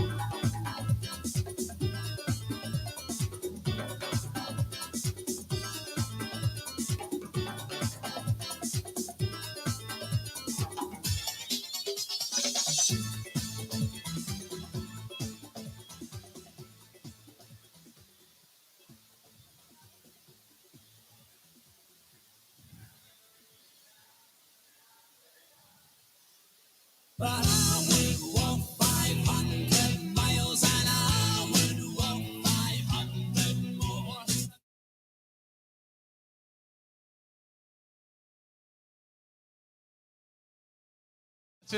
Fair. Love the fair. Love the fair. Day one, the weather's perfect today. I don't think you can get much better. We don't have many clouds at all. Not much of a chance of rain. And 74 degrees, 75 degrees today. Sunshine. Beautiful. People are in line for some of the milk that's being distributed across from us. You've got some of the new. They tap kegs here inside the Goose Island Ale House every day at 3 o'clock. A new distinct type of keg made just for the Wisconsin State Fair. And that draws a crowd. They start gathering here about 1:30 and getting in line for the tapping of the keg. And they do it every day. They started this last year, and it's really interesting. But there are a lot of people, craft drinkers, craft beer drinkers, that they come out for this stuff. So here at the Budweiser Pavilion inside the Goose Island Ale House, that's where you can find us. Thanks to all of you that have already come by. I want to say hi to Leah and Frank, who came by. They are from Wausau, and they listen now every day on the app. Thanks to them for coming by and saying hello. And thanks to Marcy and David, who also came by and said hi to us. So we want to say hi to them, and they're from West Dallas right here. Joined now by the Director of Communications and the stage manager and everything for everything that goes on inside the Bud Pavilion. Josh Quinn is here. How you doing, man? Bill, what's going on? Good to have you back. Glad to be back. How you guys doing? Because it's day one, it's perfect weather and good crowd, music's going, so you got to be happy. Yeah, you can't beat this. I mean, the weather could not be better. Perfect weather. The crowds are already filling in. It's if you remember last year, it was 5 out of the first 6 days, I think, was rain. Not only rain, it was heavy rain. Yeah. So it looks like the weather forecast for, a good portion of State Fair is going to be solid, especially the first 3 days into the weekend. So let's talk about, first and foremost, the Bud Pavilion, Goose Island Ale House, and what you guys have going on. But the big announcement was made a couple of weeks ago when you guys were named as a Sporky finalist, and which is always cool. You've been on that list before, but, sometimes you make it, sometimes you don't, and it's great to be a part of it. Yeah, we made our first entry in 2017. We finished third out of 30. 2018, we finished third out of 33. We didn't enter in 19 or 21, but we had we had two great products that we entered. One is called the Southwest Fiesta Burger, which has some hatch chili, corn salsa involved in it, and it's really good. That just finished. It was not a finalist. But we still have it on our menu, of course, and people can come try it. It's a new food at the Bud Pavilion. And then our finalist that made the top 8 is called the Flamin' Hot Cheetos Chicken on a Stick. I don't eat Cheetos or Flamin' Hot. I know you think that I do looking at me, but this is all whiskey and wings here. Yeah, so, that's, anything. When you add the word flaming, I always think of not of it going in, but it coming out. Well, we're more interested in it going in, Bill. Right. Thanks for pointing that out. So the judges, we were just at the Sporky competition on Tuesday. They decided on a couple others for the top 3, but we're still in the top 8. It, again, is a new food, and people can come here, try it. If you like it, there's a QR code that's right outside our pavilion and on a couple of the columns here. You scan that with your camera app on your phone, and you give us a vote for Fairgoer favorite. Okay. So while you don't win the actual Sporkies, you can still win the Fairgoer favorite, and that goes a long way. So we think we have a good shot at that because it is really, really delicious. So you got a lot of great music. One of my favorites, Madison County, kicks it off today at 3 o'clock. You've already got some music going now, but 3 o'clock today, what I believe to be one of the best cover country bands that's in the state of Wisconsin, Madison County, takes the stage. Yeah, we've got all country today, and we're really lucky with our first couple day lineup. We've got right now we've got Road Crew, which has been around, but they're doing Road Crew acoustic. It's a 3-piece. They're kicking it off with some mellow country, and then obviously Madison County comes in. Those guys are just ruckus and fun, and it's always a blast. And then tonight and tomorrow we've got Bella Kane, which is the first time that we've done them back to back to kick off the fair. So we're really expecting massive crowds and a ton of fun.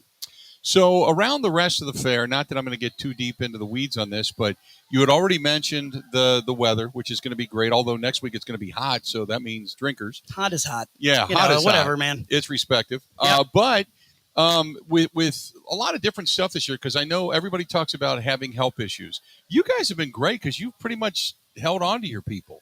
You guys aren't experiencing a lot of that, Oh, you mean right? employees? Oh, Just no, employees. we When you talk about help, because there's a lot of places around here that are saying it can have some lines, it can have some issues, it can have certain things. They're going to kiosks and things rather than face-to-face meeting. You guys are still you guys. You guys have pretty much held on to your core group and your I'm going to say your history as people every year come back. As I was just shaking hands with a couple of bartenders saying it's like our annual reunion. Well, and what's the interesting thing is too, and you've been around here long enough, is that you see these kids grow up. Right. So they start maybe as runners who are providing product to all the different bars, and then they graduate to becoming a bartender or something like that. And then they grow up. They develop their own following. So people will come here specifically to see them year after year. But yeah, we have a retention rate of like 85%. Right. Our owner, Leanne Hawk, is an amazing owner, operator. She goes out of her way like nobody else to make sure that we really do feel like family here. Yeah, it's hard work. It's state fair. But people want to come here and work with the other people that are here. And that's the most important thing. And that's instilled from the beginning. So anybody that comes in here who's new, they're immediately ingratiated into the family. And, hard work is good work. I mean, it should be hard, right? It should be fun. I was talking about the keg tappings. Now, you guys do this every day, 3 o'clock? Yeah, we do special tappings here at the Goose Island Ale House, special release tappings every day except Monday and the last day of the fair. Today at 3 p.m. at 7 p.m. every single day, a different special release will be tapped. Anybody can come in and get a little taste for a small price and see what it's like. Today is the 2021 Goose Island Bourbon County Stout. It's like the anchor of everything that we ever tap. People love it. It's a fan favorite. In fact, I believe we have 2 tappings of it throughout the fair. So usually you come to the ale house, you'll see a line all the way out the door. Plus for the grill, you'll see a line all the way out for food. So right around 3 o'clock, it starts to fill up. So I'd really advise anybody that wants to get a taste to come in early, get a spot early. We know Bella Kane tonight, tomorrow. Who's here on Saturday? Tonight, tomorrow, and then Saturday, we got the Toys. Kicking off late at night. And then Sunday, for the very first time, we've got the Milwaukee Tool Shed Band. I think there's 50 people in that band. I just saw them at Solu Winery not that long ago. Aren't they great? And they're fantastic. Yeah, they're really great. Holy wow. Musicians who are all stars in their own right. Right. And they all come together and put on this real all-star performance. So 2 Bella Canes, a Toys, and a Milwaukee Tool Shed Band. We got a hell of a weekend, and then we go into the meat and potatoes of the fair. And then before you know it, you blink and really it's over. I just said on stage this morning when I introduced the first band, it seems like the first Wednesday Night Live when I said, well, pretty soon it'll be State Fair. And I know that sounds kitsch, kind of cliche, but it is. Time just really flies. And then you guys, not to jump too far ahead, but you guys get done with State Fair. You're off a couple of weeks. And then what is it? The second last Wednesday of August is the last Wednesday Night Live, and that's when the Toys Revisited are here, correct? Yep, we did 9 straight Wednesday Night Lives from the beginning of June all the way through the end of July. Now we break for State Fair, then we have a couple weeks off, and we're doing one more on Wednesday, August 31st, and it is the Toys Revisited. It's the original Toys, some of the original members, Jimmy, Tommy, Russ, some of those guys are coming back, and they're going to do all the old classics, all the favorites, and people really love them. They're a huge fan favorite. And then a couple weeks after that, it's Harvest Fair, and then it's closing time. I can't even believe that October is just bearing down on us so quickly. Yep, no doubt about it. Josh, always good to see you, buddy. Thanks, man. Happy New Year. You. There we go. Josh Quinn joining us for a couple of minutes, part of the Bud Pavilion here at the Wisconsin State Fair. It is day 1 of the fair. We're going to go ahead and take a quick break. Stay tuned. More of the Bill Michaels Show coming up next. Ready. This is the Bill Michaels Show on the Wisconsin Sports Zone Radio Network.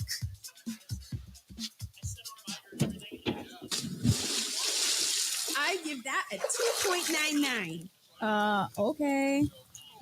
Hey, Dad. What's wrong? That woman over there. Don't look. What did she do? She judged my dive. Gave it a 2.99. Isn't that weird? Hey, that's Gina Della from Pella. I'm going to find out what this is all about. Excuse me. Why are you judging my daughter's diving? I know who you are. I'm sorry?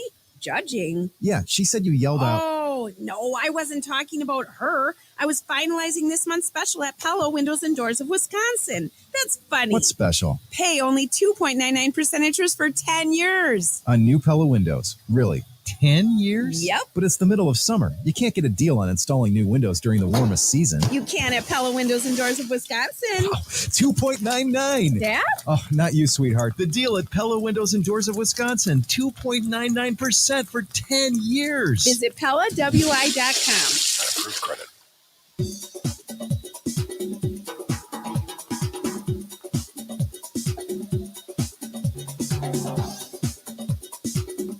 Bill Michaels will resume in 3 minutes.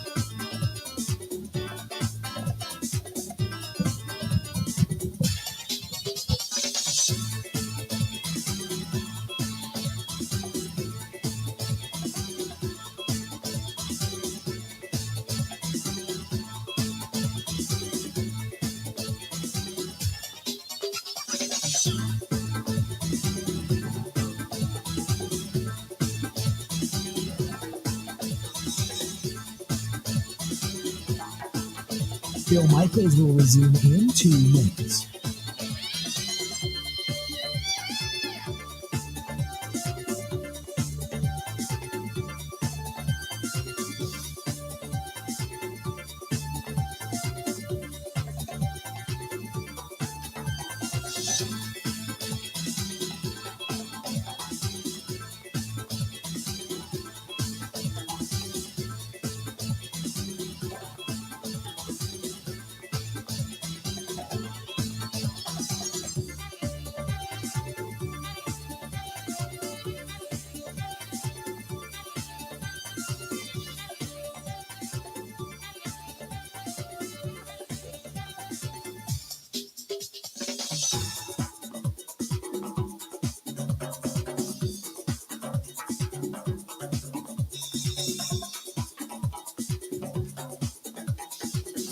Bill Michaels will resume in 1 minute.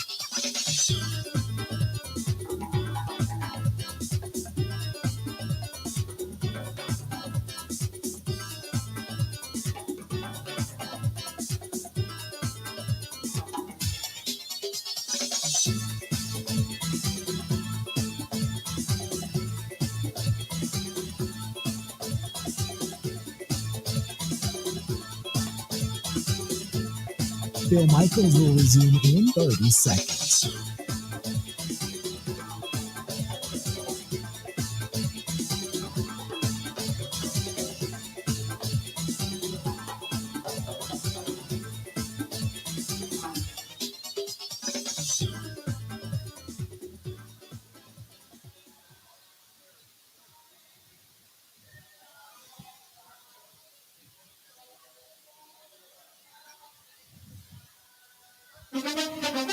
Now, a training camp update.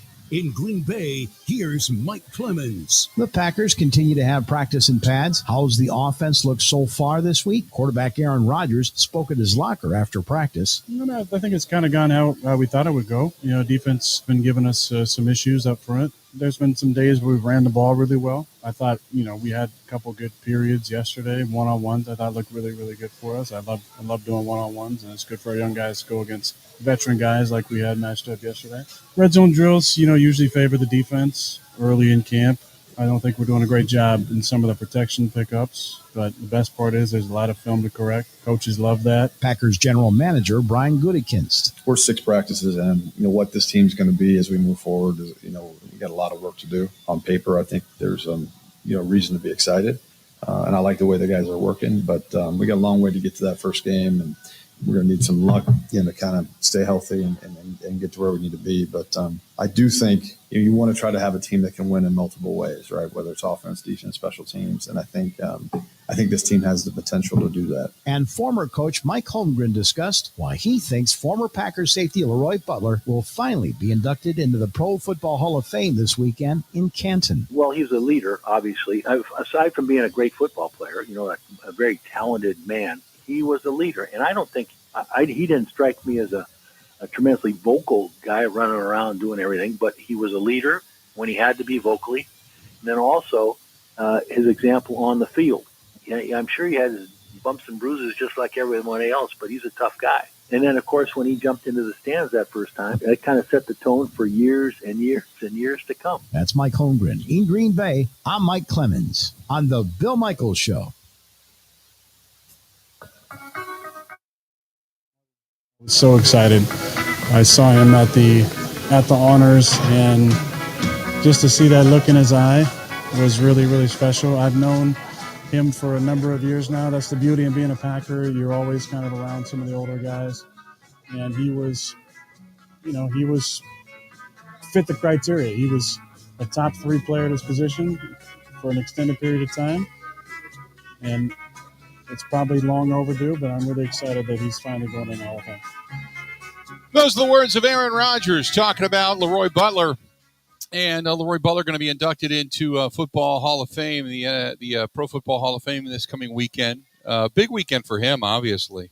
Kudos to Leroy, who is not only, very deserving, and I've said that for years and years and years, that others in the hall felt he should be there, but to finally be able to do that and get that call, and just a big weekend, not only for him, but for the Green Bay Packer family to put yet another Green Bay Packer into the Hall of Fame. So it's a tremendous, tremendous honor, and congratulations to Leroy.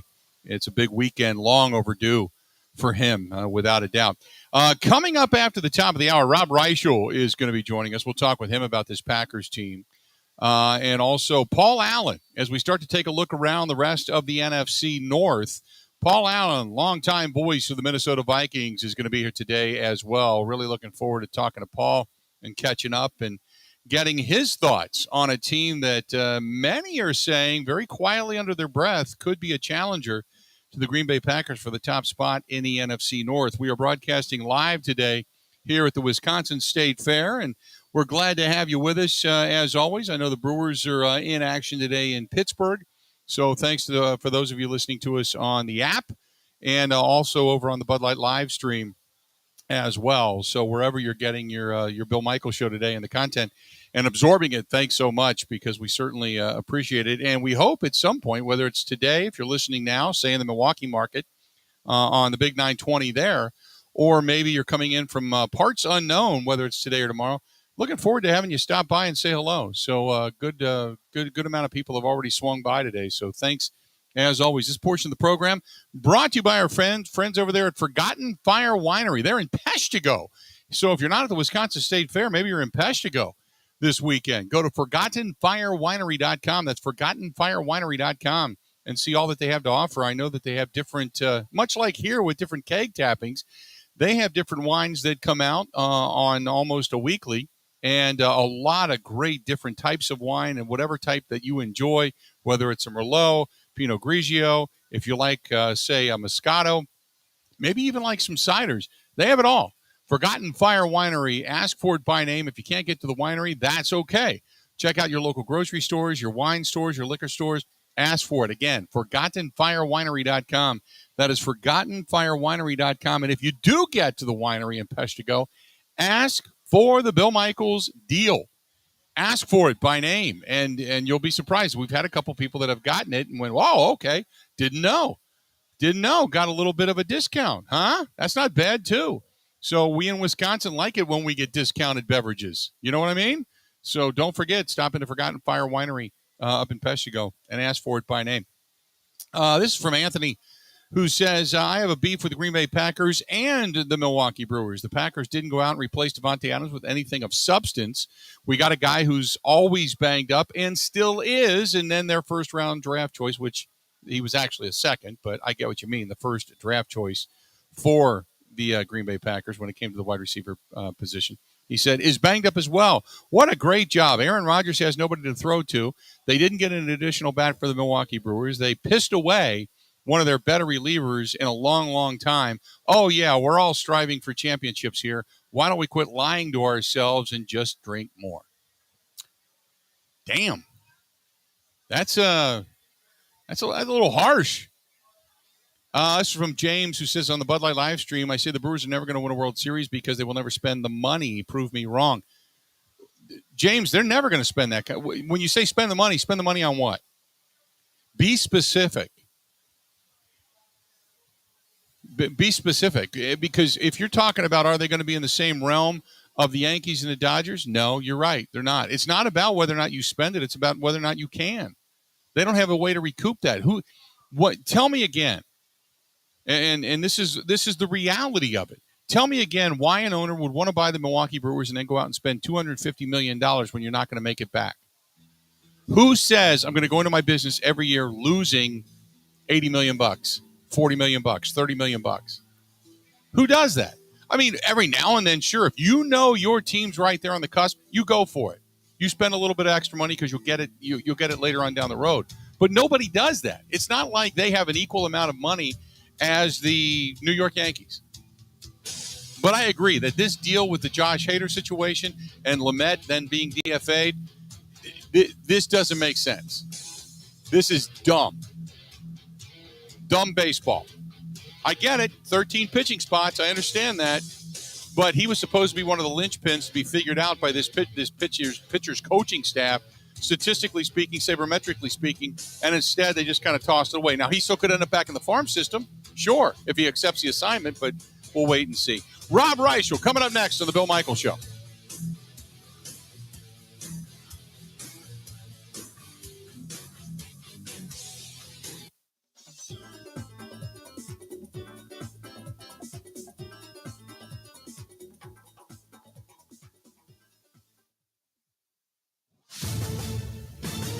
This is a Wisconsin Sports Zone update. Well, Packers training camp is underway, and one of the stars of camp so far has been fourth-round pick rookie wide receiver Romeo Doubs. With no Sammy Watkins or Christian Watson participating, Aaron Rodgers says this is a big moment for the Rook. I really like the approach. He's a very humble kid, but you're starting to see the personality come out a little bit, which is fun to see. He's had a lot of opportunities, which has been great. You know, with Sammy not practicing a couple of days and obviously Christian being out, a lot of opportunities for him. He's made the most of it. And with a lot of new faces at wide receiver, Aaron Rodgers talks about how they'll be ready for Week 1, September 11th against the Vikings. Throw them in the fire and have a little, learning process. I think that's where the patience and the expectations, reasonable expectations, will be very important. Family night for the Packers will be tomorrow, and then next Friday, the Packers go to San Francisco to take on the Niners for their first preseason game. To the majors, last night the Milwaukee Brewers would lose to the Pittsburgh Pirates 8-7. Devin Williams would give up his first run allowed in 30 consecutive appearances with a walk-off home run. Crew now sits a game and a half above the Cardinals for first place in the NL Central and are currently in action against the Pirates at PNC Park. Rural Mutual Insurance, keeping Wisconsin strong. When a company only does business in Wisconsin, that's Wisconsin Strong. Rural Mutual provides all lines of insurance, including commercial, farm, home, and auto. And your premiums stay right here to keep Wisconsin strong. Local agents, local underwriters, local claims adjusters. Rural Mutual Insurance, keeping Wisconsin strong. The Wisconsin Badgers football team started their fall camp yesterday. We're now less than 1 month away from their season opener, September 3rd against Illinois State at Camp Randall. For the Wisconsin Sports Zone Network, I'm Ebo.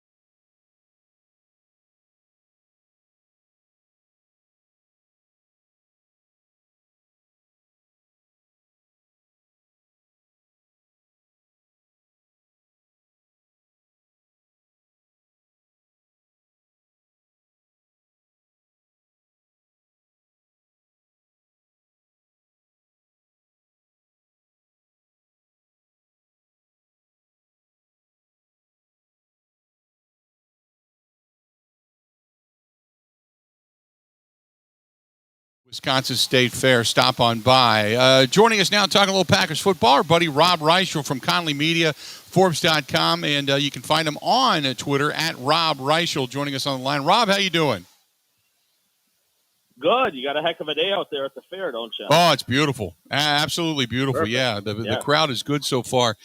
Crowd's good in Green Bay as well, and the Green Bay Packers getting ready for the first preseason game. I know Aaron Rodgers. Well, first of all, give me your reaction to the Aaron Rodgers comments and that podcast and talking about, the ultimate loves and psychedelic teas and all that kind of stuff. Yeah, Aaron would have been perfect, back at Woodstock in '69, wouldn't he? Right. I mean, that's kind of where he's trended a little bit in life. Hey, who am I to judge, Bill? No, I'm certainly not anybody to judge him. Here's what I will say.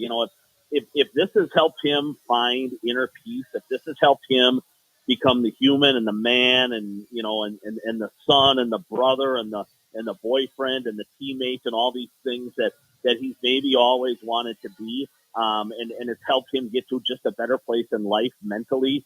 Good for Aaron. I mean, if that's truthfully, what he believes that took it, that this took him to that place. And I mean, I'll say this, Bill, the last couple of years, even though some of our stuff was on Zoom and now the locker room thankfully is open again, Rodgers has seemed like a different guy, just a better guy. I chatted with him for a couple of minutes yesterday. He's been far better, I'd say, with the media, less snarly and snippy maybe than he was in 17, 18, somewhere in there. But more importantly, Bill, and to the fan base, what they've seen on the field the last 2 years from Aaron Rodgers has been unbelievable, right? The 85 touchdowns, that he's thrown over the last 2 years. I think last year's passer rating was 112. 2 years ago it was 121. The numbers that have gotten him back-to-back MVPs. And at the end of the day, if all this, Bill, has helped him, become better on the field and off the field, then I say good for Aaron. Who am I to judge, how he got to that point in his life? So let's talk about the discussion regarding the wide receivers. No Sammy Watkins. At least he's been somehow banged up, and we've seen sporadic appearances. We know Christian Watson not on the field yet. He's given a lot of praise, as you mentioned, to Romeo Doubs and some of the other wide receivers, the guys coming out of the backfield. I mean, I like what I'm hearing, but then again, people tend to get really high on a lot of positivity. Everybody's great. Nobody's lost a game yet in camp. You know what I mean, Rob? These are these are the times every year, Bill. And May and June are similar with OTAs and mini camps, where everybody's going to be a Pro Bowler, right? You remember back a few years ago. I mean, Jake Kumro was the state hero. Jake Kumro has 23 career catches in his 5 years in the NFL, right, Bill? So no, I tell people the same thing. Just because somebody looks okay on a Wednesday in early August against a third string corner who might be on the street here a month from now, don't get too super excited. I will say this, there's always 2-3 players every summer, Bill, that kind of catch your eye and steal the attention away, and you're like, boy, he made a jump, or a newcomer just flashes and flashes kind of immediately, and Doubs does fall into that category, Bill. Like Roger said yesterday, there's a wow play every single day, and even Bill, aside from that, he's making the ordinary look extraordinary. Where I think at the end of camp, and this might be a little premature, Bill, but I think when they go up to Minnesota on September 11th, the starting wide receivers will probably be Lazard, Doubs, and then Randall Cobb in the slot. If Doubs continues in the over the 3 preseason games, Billy, to do what he has done here the first week and a half of camp, I think he's certainly on track to start maybe from day one and probably have the better rookie season out of those 2 wide receivers because, like you mentioned, Christian Watson's behind and going to stay behind for a while just because of that knee injury. Talking, by the way, to our buddy Rob Reichel, Forbes.com, Conley Media as well. You can see his stuff at Rob Reichel over on Twitter. The offensive line has been somewhat of a, I don't want to say a work in progress. It seems like they're just at this point, it's just a feeling out stage. If I would call this a boxing match, this is the first round. Just trying to find out who fits in where, who's got good moves, bad moves, who needs a lot of work, a lot of polish. Just trying to figure things out with life without David Bakhtiari and Elton Jenkins for right now, right? Yeah, I think that's a fair way to put it. I mean, I think there's a few spots that are pretty locked down. I mean, I think Myers will be the center. That's safe to say. I think Runyon will be the left guard. Certainly if Jenkins opens the year on PUP, which is a pretty good guess. And I think Josh Neisman will be the left tackle if Bakhtiari opens the year on PUP, which, again, might be a reasonably safe prediction at this point in time. So you've got a couple of spots open then if that plays itself out that way, Bill. You got a couple spots open on the right side. The good thing for Green Bay, and this is incredibly rare, but they've taken 9 offensive linemen in the last 3 drafts. 3 consecutive drafts, Brian Gutekunst has gone 3 offensive linemen. In 2021 and 22, he's taken 3 every year. So they've got, even with their 2 best guys, quite possibly starting the year on PUP in Bakhtiari and Jenkins, they have really good depth still. Bill, when those 2 guys come back, they've got 9 guys I think they'd feel comfortable throwing out there to start a football game. I do think Royce Newman's going to start on the right side. Where exactly probably depends on how a couple of these other spots play out. You remember Newman started 16 games last year at right guard. He was benched for the playoff game when they got a couple of guys back and got a little healthier on the offensive line. But he looks a little better right now, Bill. He looks stronger. Whether he's right guard or right tackle, I think probably is determined by maybe who wins the job, let's say between a Zach Tom, a Jake Hansen, a Sean Ryan. Probably those 3 guys are in the running for one of the other spots, on the right side. My guess is it would be Tom. He's the 4th rounder, Billy, out of Wake Forest. Unbelievable athlete. He ran a 4.94 40-yard dash at the combine coming out. Probably as good of an athlete as this last draft saw.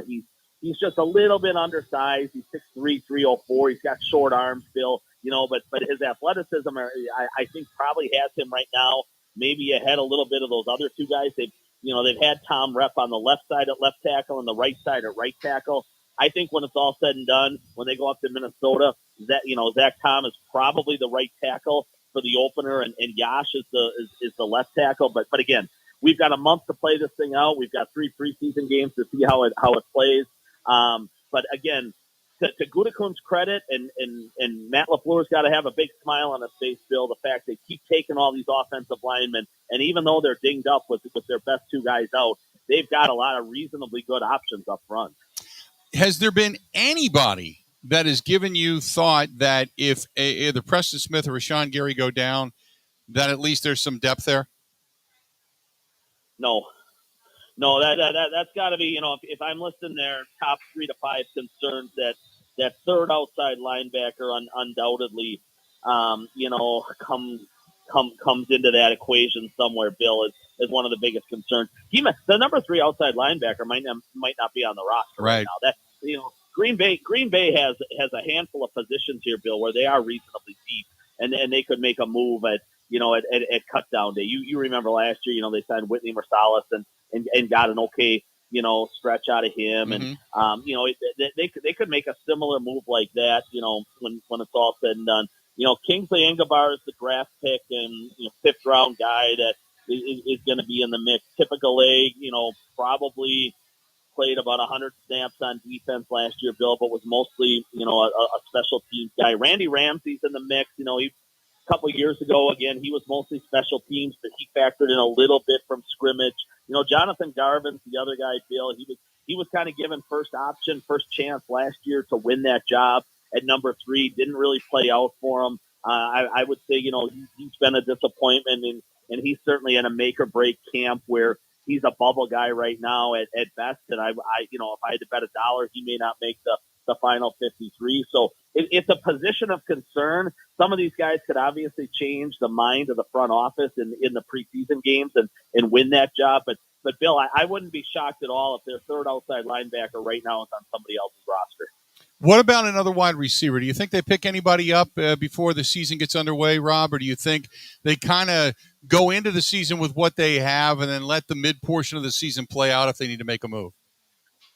I think that's the better guess or better scenario. I mean, you never know who's going to be released, and there's always stuff floating. Today it's Michael Thomas with the Saints, right, and things like that in terms of who might be a guy that could be floated around out there later on in camp, and so you never know exactly what Gutekunst has going on behind the scenes and the phone calls that that he's part of. But I would guess right now, Bill, that they'll kind of go with what they have in house. And if we get to the trading deadline around Halloween and the offense is, 17th in the league and they're averaging 22 points and instead of the 30 that we're all accustomed to them scoring, every single game, maybe then at the deadline they go ahead and they make a move. But Bill, here's what I will say with these young guys, both Watson and Dubs, they both have unbelievably bright futures. Now, whether they turn into, really good NFL players this year or it's 2023 or 2024, I do think they're both going to turn into really good players at some point in time. Obviously, if you're Green Bay, you want it to happen sooner than later. But I do think Green Bay's offense, Bill, if they go young, especially early, they might take some lumps those first 8-9 games of the year, the first half of the schedule. But I do think in the second half of the season when Watson and Dubs, for example, both, are used to playing 40, 50, 60 snaps a game, that second half of the season, the offense really could trend upward. I think the defense is going to be stellar kind of from day one, Bill, and the defense might have to carry them in some of those early games. But I think the offense has a chance, if indeed they do go young, to catch up with the defense later in the season. And then you're talking about a football team, Billy, that's probably peaking and kind of at its uptick as you head to the postseason. Talking with Rob Reichel, Forbes.com, Conley Media as well. Numerous books regarding the Green Bay Packers at Rob Reichel over on Twitter. I want to go back to Rodgers for a second, and not to get too deep because we're talking about this season, but Rodgers was asked specifically, about playing to the age of 45. And I know Rodgers had talked about playing into his 40s, but very quick to say, no, not doing it, not going to go to 45. So I know he's on a year-to-year basis, so to speak. But, Rob, what realistically do you think Rodgers has, one, left in him, and two, what is the reality of him playing, say, beyond this year, beyond next year, beyond a couple, 3 years down the road? Well, in terms of what he has left in him, Bill, I mean, he's been unbelievable again day to day on the practice field this summer. I mean, he's got a lot. I mean, he really does. He's 38. He'll turn 39 in early December. So Bill, I mean, he seems timeless, and you know the game as well as anyone today.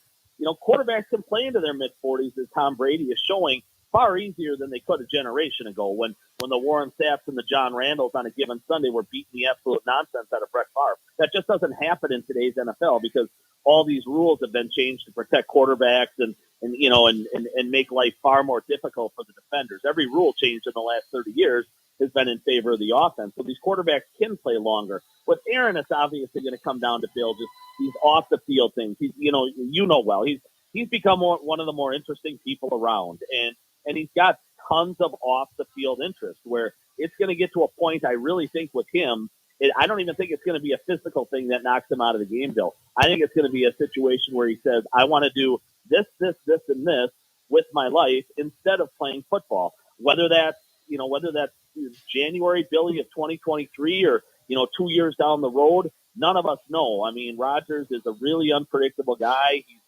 He's a deep thinker, as we all know, and only he knows exactly, where that next phase and chapter of his life is going to go. The fascinating part's going to be, as we wait this out with Rodgers, Jordan Love is making strides, Bill. He's making a ton of progress to the point where I think the Packers next year would feel okay with what at least Love has shown early in camp, Bill. Again, he's got to do it here in the preseason, and if he gets thrown into any regular season games, he's got to continue to win the trust and show the organization that he is the long-term answer. But right. I think they feel more confident than ever that Jordan Love could be the next guy after what he's shown him here early this summer, Bill. And the longer this, kind of goes on with Rodgers, the greater the chance is you lose Love.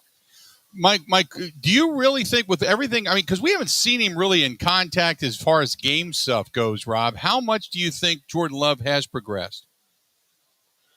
A lot. I mean, I was around every day in the summer of 2007, Bill, when, which wound up being Favre's last year, and it was Rodgers' third year. So there's eerie striking parallels to what we've got going on right now with Rodgers and Love. And people seem to forget, Bill. They have short memories, but Rodgers' first 2 years in the league were a real struggle. 05 and 06, he was not very good. He came back in 07, and he was an entirely different player. And Green Bay left training camp that year, and their coaching staff and their people, would tell me off the record, if we have to play this guy, we're fine. We're going to win a lot of football games. I mean, they all believed and they trusted in Aaron Rodgers. That when Favre retired, Bill, in March of 08 after the 07 season, the Packers internally thought, we're going to be just fine. And sure enough, 3 years later, they won a Super Bowl. Now, has Love made that kind of progress? Absolutely not. I mean, where Rodgers went, Bill, from point A to Z was pretty remarkable. And he's won 4 MVPs. He's going to go down as a top 10 quarterback in the history of the game.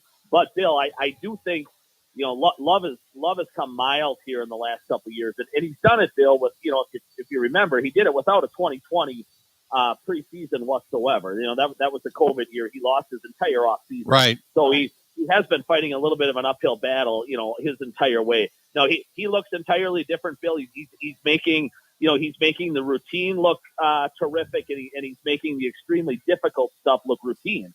And I do think, Bill, if he gets thrown, if Rodgers gets knocked out a month at some point in the year, not that anybody wants that to happen, I do think they would do more than tread water. I think the roster is good enough, Bill, where if Rodgers misses 4 or 5 games, Green Bay would go 500, 3-2, 4-2, whatever it turned out to be. I think Love's come a long way, Bill, and I think you're going to see it play out that way through the preseason. Rob, always good to talk to you, my friend, and we'll talk more down the road. Interesting stuff, and we'll touch base. Okay. All right, Billy, have a couple of real unhealthy dishes for me sometime today. Yeah, I already have. Thank you very much. Rob, talk to you later. Buddy. There you go. Rob Reichel from Forbes.com, Conley Media, joining us for a couple of minutes on the hotline, broadcasting live at the Wisconsin State Fair. Coming up after the bottom of the hour, Paul Allen, voice of the Minnesota Vikings, going to be joining us as well. Hang in there. More of the Bill Michaels Show live at the Wisconsin State Fair next. This is the Bill Michaels Show on the Wisconsin Sports Zone Radio Network. One of the worst things that you can hear, you have cancer. The worst is when you hear the words, your child has cancer. When a child is diagnosed with cancer, it changes their world. Sometimes they can't even do things that they really love, like playing soccer, riding a bike, going to prom, attending school.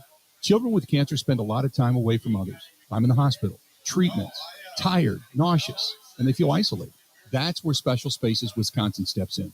They provide these children with a special space where they can not only sleep, but they can play, they can heal, they can spend time away from the challenges of their illness. It's a customized bedroom designed just for them. How about a princess castle or a pirate ship or a sports-themed bedroom? They transform that child's existing bedroom into a place that only he or she can imagine, a place for them just to be a kid. This effort is done with teams of dedicated volunteers and sponsors, just like our friends from Pella Windows and Doors of Wisconsin and all the community partners. If you'd like to find out more or to donate, go to specialspaces.org. That is specialspaces.org.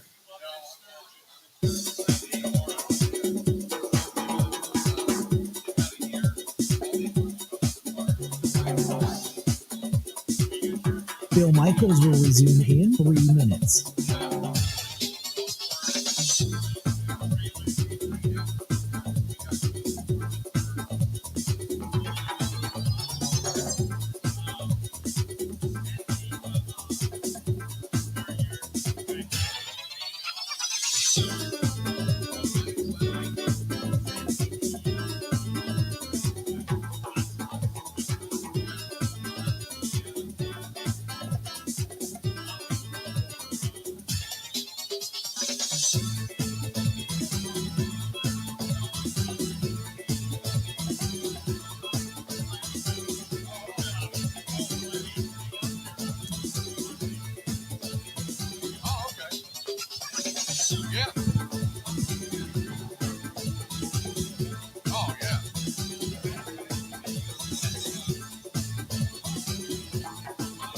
Bill Michaels will resume in 2 minutes.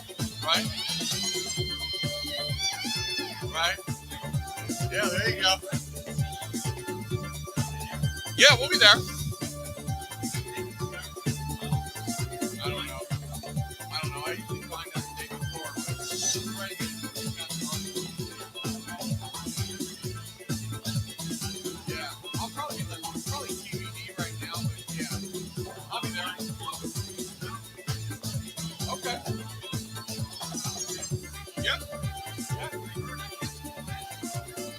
Yeah, we were there.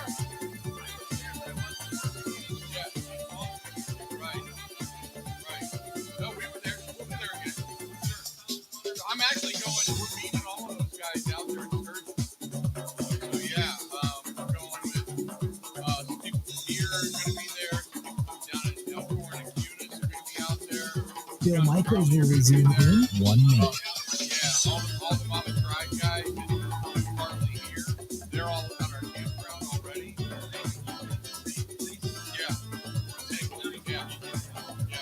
Oh yeah. Yeah, they take care of us. We'll be doing the show poolside starting Monday morning. Yeah. Yeah. Oh, yeah. We'll be I think it's 4 to 10 minutes. Bill Michaels will resume in 30 seconds. Like today or tomorrow when we go to leave, I'm taking 2 gas cans, golf cart, got to put up the golf cart, motorcycle, we'll fill up the RV. I will. Hey, I gotta come see you for doors and stuff. We have a 35-year-old house. I want you to see. Right. Okay. Say hi to Ben for me.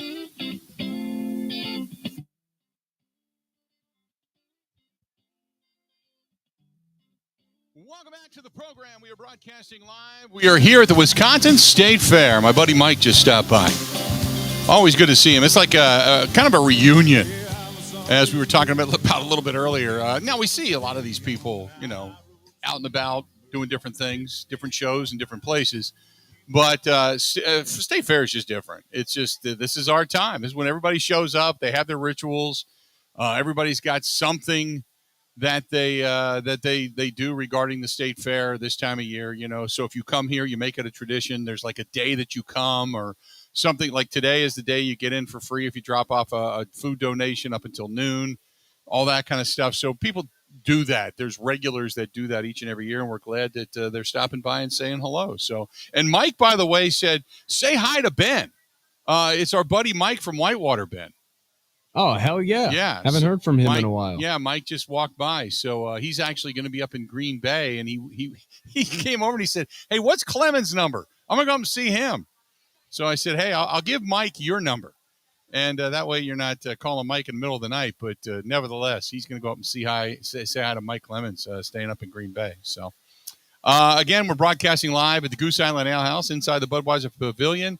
Here today, here tomorrow. And then next week, coming up in the broadcast, we are going to be poolside, from what I understand, again this year, out in the heart of Sturgis, South Dakota, at the Poppy Hall Campground, where we were last year over at Full Throttle. Jesse James Dupree's place. We're going to be there and doing the show poolside. Now, it's a little different because they're 2 hours behind us. So instead of being on the air from 10 to 2, we're going to be on the air from 8 to noon. And last year, remember, we were there a week earlier. We were just getting back from Sturgis, and they had not fully opened the campground yet. So when we were poolside, really, other than a couple of old dudes that decided to bathe in the hot tub, there wasn't anybody there at the pool. This year, I saw the pictures. They opened it yesterday, and it is full on open and people, and yeah. So I'm going to be out there. Ben, now, do you interact down the hall with the people from WJJO at all? Not really. Not really? Okay. Frankly, never. Okay. Okay. They're rock and roll. We're sports, so I completely get it. But they are doing the morning show, from what I understand. They're doing the morning show out there. So we'll be doing quick changeovers when it comes to the set and such. But they're going to be there. So it'll be an interesting week next week, Monday, Tuesday, and Wednesday. Now, you guys know you're on the air Thursday and Friday, right? I'm pretty sure. I'm pretty sure. Yeah. Okay. I'm pretty sure. It's in the email somewhere. Okay. You know how we are. Yeah, it's kind of next week comes. Yeah, right. That'll be interesting because Grant Bills is also on vacation next week, and I'm in for him. So there's some moving around that's going to happen. I was going to say, so who's doing the show? Probably me. Okay. We'll see. So it's next, one of those things. Monday, Tuesday, and Wednesday we'll be here. And then Thursday and Friday we won't be. And then we'll be back. So got a lot going on in the meantime, but looking forward to it. Next Tuesday, by the way, one of the reasons we're going this coming week is because Bill Davidson, obviously of Harley and Davidson, is going into the Motorcycle Hall of Fame, and we were asked to be there. We were honored enough to get tickets and be given some tickets and be there. So we're going to go see Bill inducted into the Motorcycle Hall of Fame coming up next Tuesday. And next Thursday night, a week from tonight, is the 30th anniversary from the time the band Jackal back in the 90s took the stage for the first time to play together. And next Thursday night, they're doing the 30th anniversary show. And I think we're going to be doing some interesting stuff on stage that night. So we've been asked to do that as well. So that's the reason we're going. I mean, don't get me wrong. It's beautiful. It's great riding. And it's going to be like a reunion out there. My God, from everybody that's contacted me that said they're going, it's going to be a lot of fun. But those are the two big reasons we're going. And I figured I probably shouldn't be working on Thursday or Friday after the show, because the show, I think, goes from like 8 to midnight or something like that. And I don't think by the time we get done, we're going to be in any shape to do a show the next day. So Thursday and Friday are going to be off. So looking forward That sounds like a perfect day or two to do the Aaron Rodgers DMT method. Yeah, you know what? It's going to be hot. I saw it's going to be in the mid-90s. Maybe we go into one of those little tents that gets it up to about 105. You do that body cleansing by sweating out all the toxins and whatever it is you drink or take. You then begin to dispose of the ponchous stuff in your colon, and maybe I come home completely 20 pounds lighter and completely detoxed. Who knows? Or I can come home like a bloated sunfish laying on the beach full of alcohol and poisons and just needing a week to recuperate. Take your pick. Go to radio. There you go. There you go. Let's do this. We're going to take a quick break. When we come back, the voice of the Minnesota Vikings, Paul Allen, good friend of the program, going to be joining us. We're going to talk with him about no, he's not coming. 1 o'clock. Okay, he's coming back at 1. So we got a half hour. So let's do this while we have the time then. Let's do this. We're going to then take a break and come back. And when we come back, we're going to hear Matt LaFleur from a little bit earlier today. So there you go. We'll get into that. Stay tuned. We got a lot more of the Bill Michaels Show coming up. Matt LaFleur next. Covering Wisconsin sports like a blanket. This is the Bill Michaels Show on the Wisconsin Sports Zone Radio Network.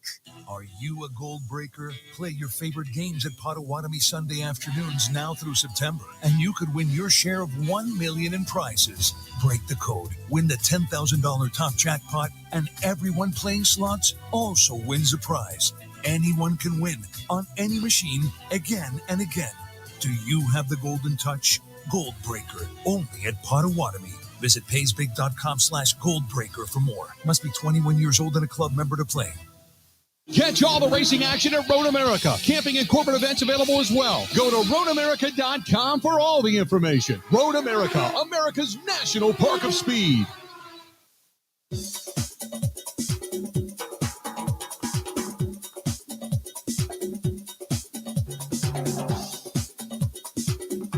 Bill Michaels will resume in 5 minutes.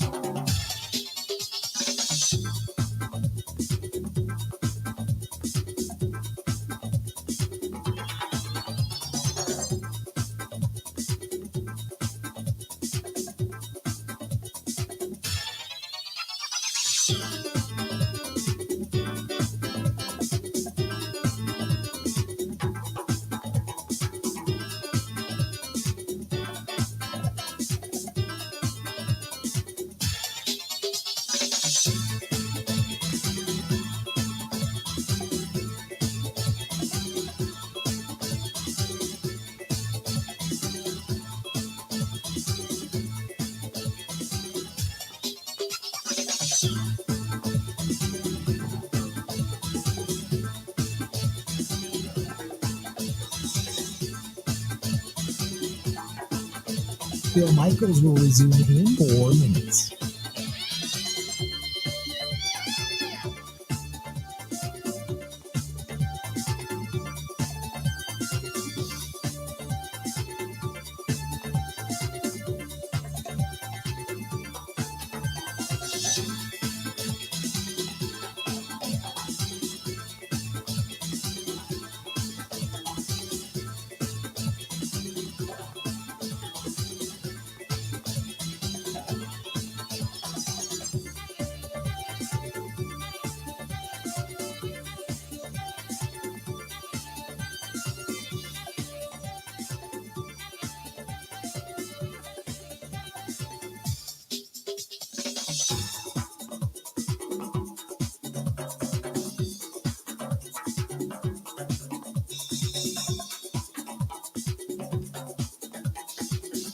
Bill Michaels will resume in 3 minutes.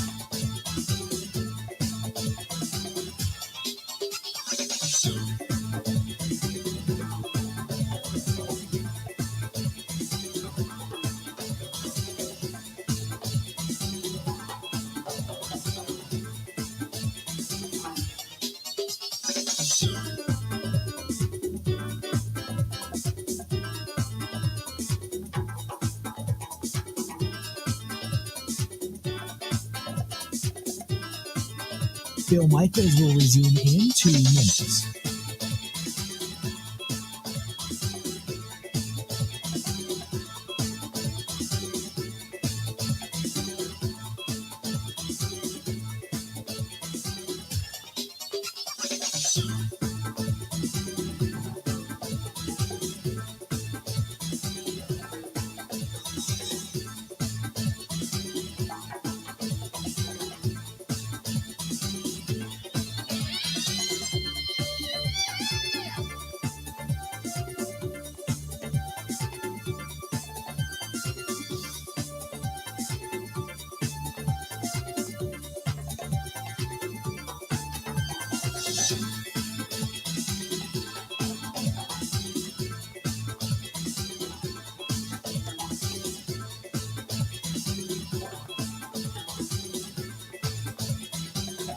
Bill Michaels will resume in 1 minute.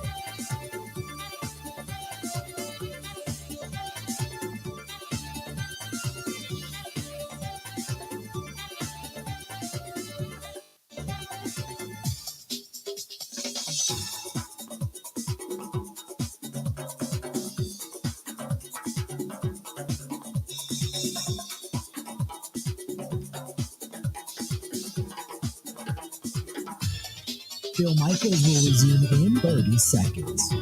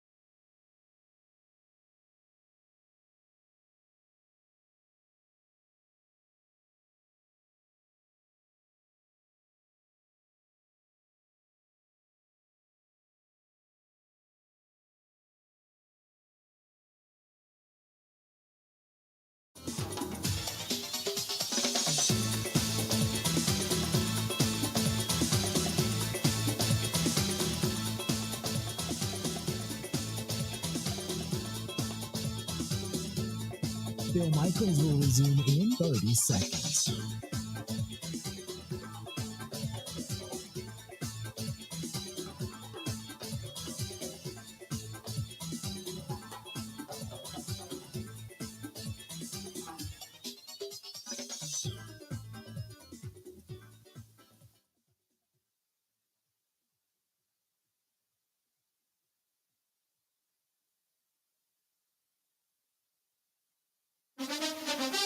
Now, a training camp update.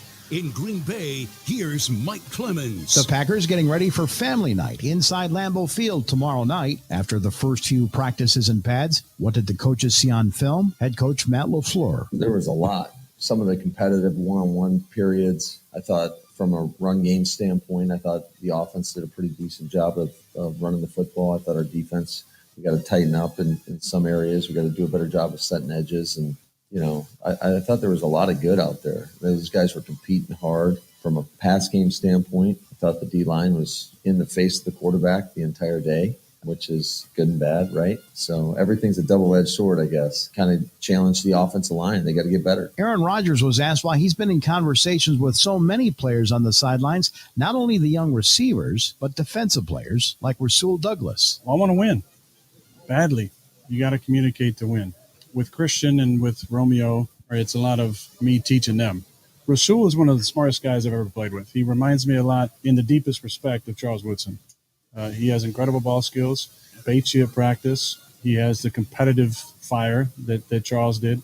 That may have looked like me talking to him, but it was as much him talking to me. And former Packers safety Leroy Butler is being inducted into the Pro Football Hall of Fame. His college coach, Bobby Bowden, once told the story about meeting Butler for the first time at his home in a rough neighborhood in Jacksonville to convince him to play at Florida State. So I called Leroy. I said, Leroy, we're going to come visit. Well, that made him happy, you know. And he said, Coach, when you come to see me, you'll go by this 7-Eleven store. There'll be a lot of men out front. Don't stop. That's exactly what he said. In Green Bay, I'm Mike Clemens on The Bill Michaels Show.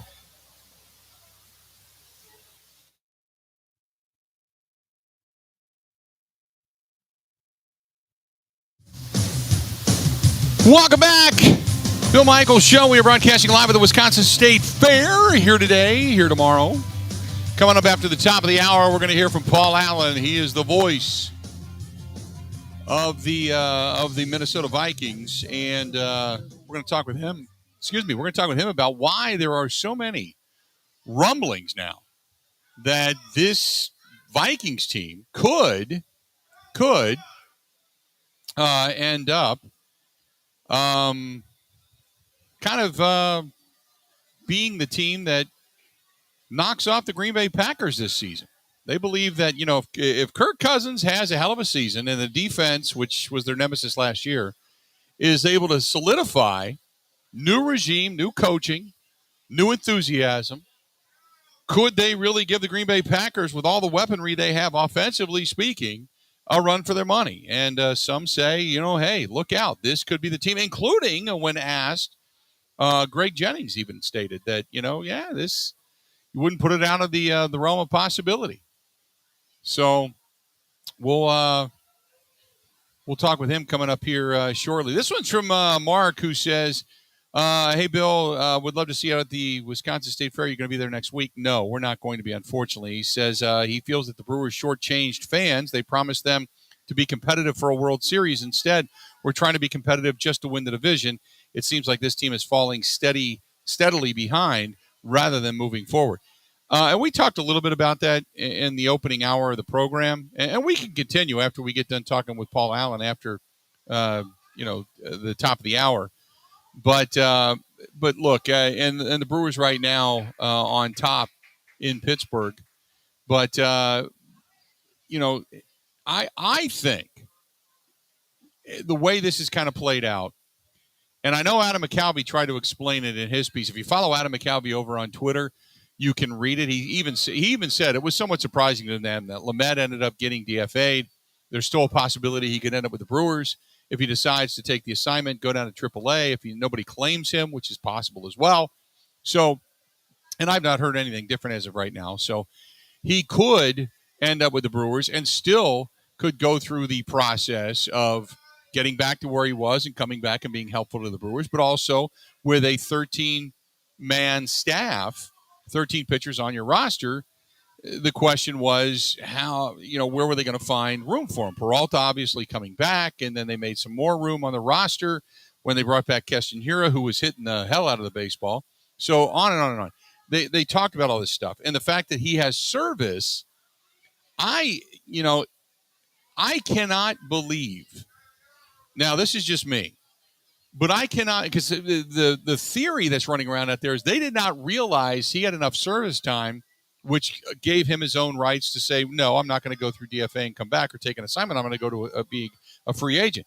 That maybe they didn't realize it. I can't believe that.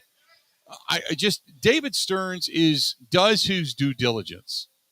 I can't imagine them bringing in a guy in a trade to where they did not realize he had service time, and that he can then decline the option to go to AAA, and therefore, I just no, I don't buy that. I can't imagine that happening. So I know that's what some people are saying. It's not. Look, I'm never gonna never say never, but I'm not going to say that that's what exactly happened. Paul Allen, longtime voice of the Minnesota Vikings. He is going to be heard on these airwaves. That is next on the Bill Michaels Show.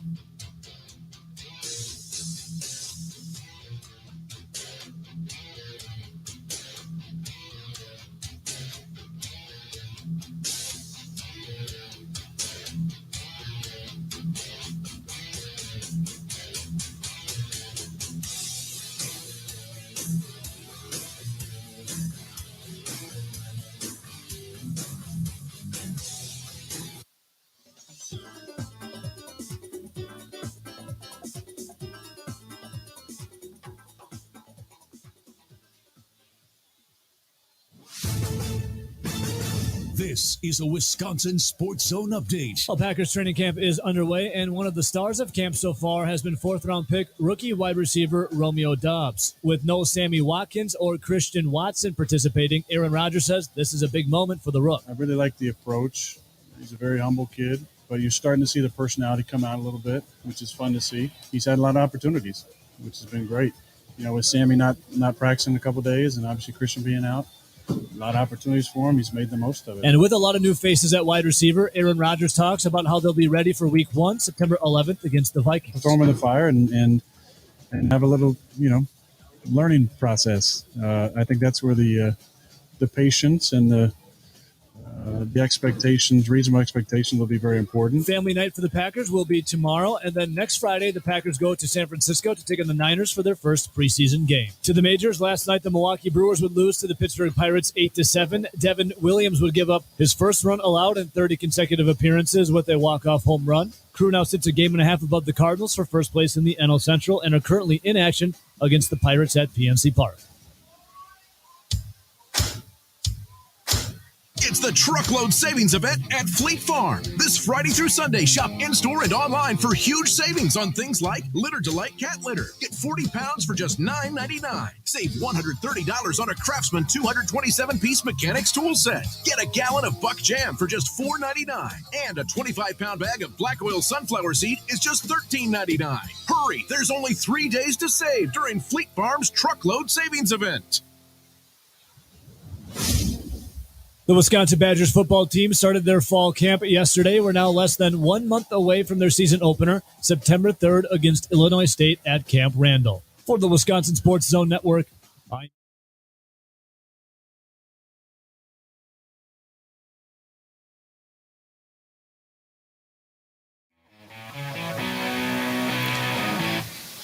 Final hour of the Bill Michaels Show, and we are broadcasting live at the Wisconsin State Fair. Brewers are in action against Pittsburgh. Packers on the practice field in Green Bay. We are here today, here tomorrow, then heading out to Sturgis, South Dakota, where we will be bringing you the program poolside at the Full Throttle Saloon coming up on Monday, Tuesday, and Wednesday of next week. We have preseason football next week as well. but a lot of discussion about where the Green Bay Packers are and can they get to a Super Bowl? Can they win the North? Very quietly, many are talking about this Minnesota Vikings team having weaponry, some pleasant surprises in camp. You've got a new regime, a new enthusiasm. To talk more about it, joining us on the hotline, good friend, our buddy, longtime voice of the Minnesota Vikings, Paul Allen is here. Paul, how you doing, pal? I got a couple of things for you, Billy. First and foremost, the free show that Ben and I just had involving college football and life in general. Probably would have won a Marconi. And secondly, thank you for Zantigos. It's in Bloomington, which means it's about 12 minutes from where I live. Awesome. And I'd heard of it, but I'd never been to it until you were on my radio show a month and change ago here at KFAN. And so I've been there quite frequently. I think I've spent $444 since we last spoke at Zantigos, and it's real deal. You absolutely nailed it, brother. Thank you, sir. And you know what? It's funny because when I come to town, it's usually we head to Manny's with Paul Charchian. Now we might have to get charged to spend that kind of money on you and me over at Zantigos. I think that's what we do. That'll be fantastic. Well, yeah, if the economy keeps going the way it is, he's probably, it's going to be, I'd love to take you guys to Manny's, but we have to go to Zantigos until this awful economy turns around ever. Excellent. Hey, Paul, listen, I know that Aaron Rodgers is Aaron Rodgers, and they may not have as many weapons or no Devontae Adams, but they got better defensively, and everybody just thinks this team's going to roll. But I hear a lot of rumblings that the Vikings are real. They've fixed the defense to a certain extent. There's some surprises in camp. We know Kirk Cousins is an accurate passer, and he had really, really solid numbers for the majority of last season. People are talking about this Vikings team possibly being a contender for the top spot in the NFC North. Do you see it? I do see it, but simply because, and you can certainly dispute it if I'm off base here, is I think Green Bay is more vulnerable in certain areas than they've been in X amount of years. And that a lot of that obviously has to do with the left tackle situation. We'll see how it plays out. I mean, with Josh Neiman, and I think he's good, and they can like him as much as they do, but Bakhtiari's not on the roster if they didn't want to use him. So, you can read between the lines there a little bit, at least I do. Then obviously, when you lose your bailout guy, that there's going to be an adjustment. And Devontae Adams, for my taste, is the best receiver in the NFL. And when you lose that, and not only did you lose the high ender, but you lost the bailout guy. Now, when it comes to Packers Vikings, in my 20 years of calling Vikings football, there has not been a player to murder the Minnesota Vikings consistently the way Devontae Adams did. It just was every single game. You could just count on it. So that's going to play into it, too. The Lions are going to be better. I think the Bears run last in the division. But from a Viking standpoint, it's difficult to prognosticate, Bill, because it's a redo here, but it's a redo with talent. And the fact that their first-round left tackle, Christian Darrisaw, wasn't even practicing this time last year. And then when I'm watching one-on-ones against Zadarius Smith and Danielle Hunter, that they're having trouble getting around him. So Darrisaw has really, really jumped up. And as you guys would know, whether it was from Chad Clifton over to the right tackle, with Bakhtiari over to Brian Bulaga, when you have a left and right tackle set, and the Vikings very well finally may have that, well, you can do a lot of wonderful things behind that. So I'm not gonna grandstand and say the Vikings absolutely will win the division, but I think the division is more winnable than it's been in, say, 5 years. You go back to the offensive line for a minute. Is there still a question or two at the center and the right tackle position? I know you talked about having solidified the tackle spot. Is it an open competition, or do you think it's pretty much been solidified to this point? The center situation is interesting because Bradbury, a former first-round pick out of North Carolina State, they didn't pick up his fifth-year option. So maybe the writing's on the wall. Garrett does things better than the public gives him credit for, but there also are, some situations where he's undersized and he gets pushed back. by the Kenny Clarks of the world that everybody sees. So maybe that's more open than I think. I don't think it is. The right guard situation, Jesse Davis, a longtime Dolphin, he's a serviceable guy, all right? But they drafted Ed Ingram from LSU in the second round. I got to believe to give him a fair chance to start. He's second behind Davis now, and he has a chance to beat him with plenty of training camp remaining, but he hasn't beaten him yet. So really, whether it's the Dallas Cowboys offensive line when it was ballyhooed, Green Bay's when Bakhtiari, one of my favorite players in the NFL, he's just a stud. When he's completely healthy, the center situation was good. Elton Jenkins is one of the better offensive linemen in the NFL, but everybody knows that. But there still are going to be spots where you got questions. It's just really difficult to have 5 studs at all 5 spots. So to actually say, Darrisaw's practicing, he looks incredibly good. O'Neal is one of the better right tackles in the NFL in the first place. For us as we go here, that's a really, really good building block. Our left guard, Ezra Cleveland, also has got quite good. So that's a building block where it's not a conundrum like it generally is this time of the year. You mentioned one of our guys, Zadarius Smith. I love Zadarius when he was here. I love seeing him when I was up in Minneapolis not that long ago and talking to him a little bit over at the mall. And, when he's healthy, he can be a force. So you tell me, how has he looked? I see a lot of pictures of him on Instagram and such where he's talking about how great it is, but you tell me how he looks. Well, he looks terrific when he's out there getting full reps. Now, with Danielle Hunter, Dalvin Cook, and Zadarius Smith, those are arguably, of course, we got Justin Jefferson, Adam Thielen, Kirk Cousins, Harrison Smith, Eric Kendricks. I mean, we can go through all the good players on the team. But Hunter, Smith, and Dalvin Cook, they all have sustained injuries within the last 1, 2, or 3 years.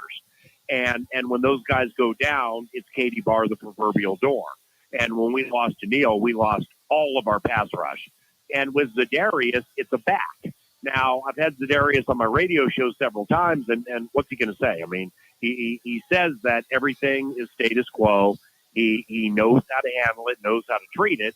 But if Zadarius, Danielle, and Dalvin miss more than a combined, let's say 10, 11, or 12 games, well, then that could throw things, that could make things a miss. So that's going to be kind of a constant sweat the entire season, hoping those guys can stay healthy. But, Zadarius and Danielle, maybe this was the case with Preston Smith when those guys were together. They've just gotten very close. They have an identity with each other. And so far, so good. The cornerback position, by the way, we're talking to Paul Allen, longtime voice of the Minnesota Vikings. You can find him on Twitter at PA on the mic. The cornerback situation seems like you got a pretty good group of guys back there. I mean, Dantzler obviously is back there. You bring in Shannon Sullivan, still have Patrick Peterson, Booth, and Evans were added to the mix. It seems like it's pretty deep. Yeah, I like Sullivan. In calling Vikings Packers and knowing how much or how little Chandon would play, specifically when they drafted Stokes. And when Jair was healthy, you got Jair and whomever, but Stokes is going to be really good. Sullivan, he just did things in that 3-4 that I always thought were really interesting, even though he wouldn't get interceptions. Very smart guy, just his angles and the way he plays things, just very impressive to me. But Patrick Peterson's right at the end of his career. Now, he's not as fast as he used to be, but he's very smart. And see, Patrick last year, our cornerback spot opposite him was so bad the entire year with Bashad Breeland, the former Packer, and then Cam Dantzler, who struggled, that there were times with Patrick, Bill, where I'm like, I hope he brought a magazine because he needs something to do. They never went to his side. Well, that's not going to be the case this year, so he's going to have to play. Then you get this rookie we got from Clemson, Andrew Booth Jr., very, very smart, and he picked up things quickly. He was all ACC academic 3 years, and he's just a very smart guy, not only in real life, but in football. But he still has not ascended the depth chart to pass Dantzler. Cam has gotten better. But see, the thing with Cam is really we're not going to know what we have in Cam, in my opinion. I ain't trying to be a coach. I'm just being factual here, until we know if he can handle pressure. Because there have been pressure moments in his career 2 years ago at Seattle, Sunday Night Football, 4th and 10. And if we stop it, we win the game, and we never win in Seattle. And he loses the ball in the lights and got twisted up, and DK Metcalf caught it for a first down, and we lost the game. And last year at Detroit, he just freaked out on a Goff pass to Amon-Ra St. Brown, get back left to the end zone, and we lost the game. So there have been some pressure-filled moments. He just has not come through. So they drafted Booth to start him, and I think he will start when we play you guys. But as of now, he's second on the depth chart. I know that one of the things bugaboo-wise for the Green Bay Packers was their special teams. You guys actually had an extra kicker in camp and then jettisoned him. The Packers pick him up, jettison him. You got Greg Joseph, who's having an amazing camp. Special teams we very rarely talk about unless, of course, they're bad. So give me your thoughts on the Viking special team side of things, because that's where a lot of teams going into the 2022-2023 season for the Green Bay Packers could have an edge if the Packers don't fix this. Right, and the fact that they're gonna go back with Joseph, our punter Jordan Berry, I think is underrated, and the long snapper Andrew DePaula has been around now X amount of years, like 3-4 years, and he's quite good. So it starts there.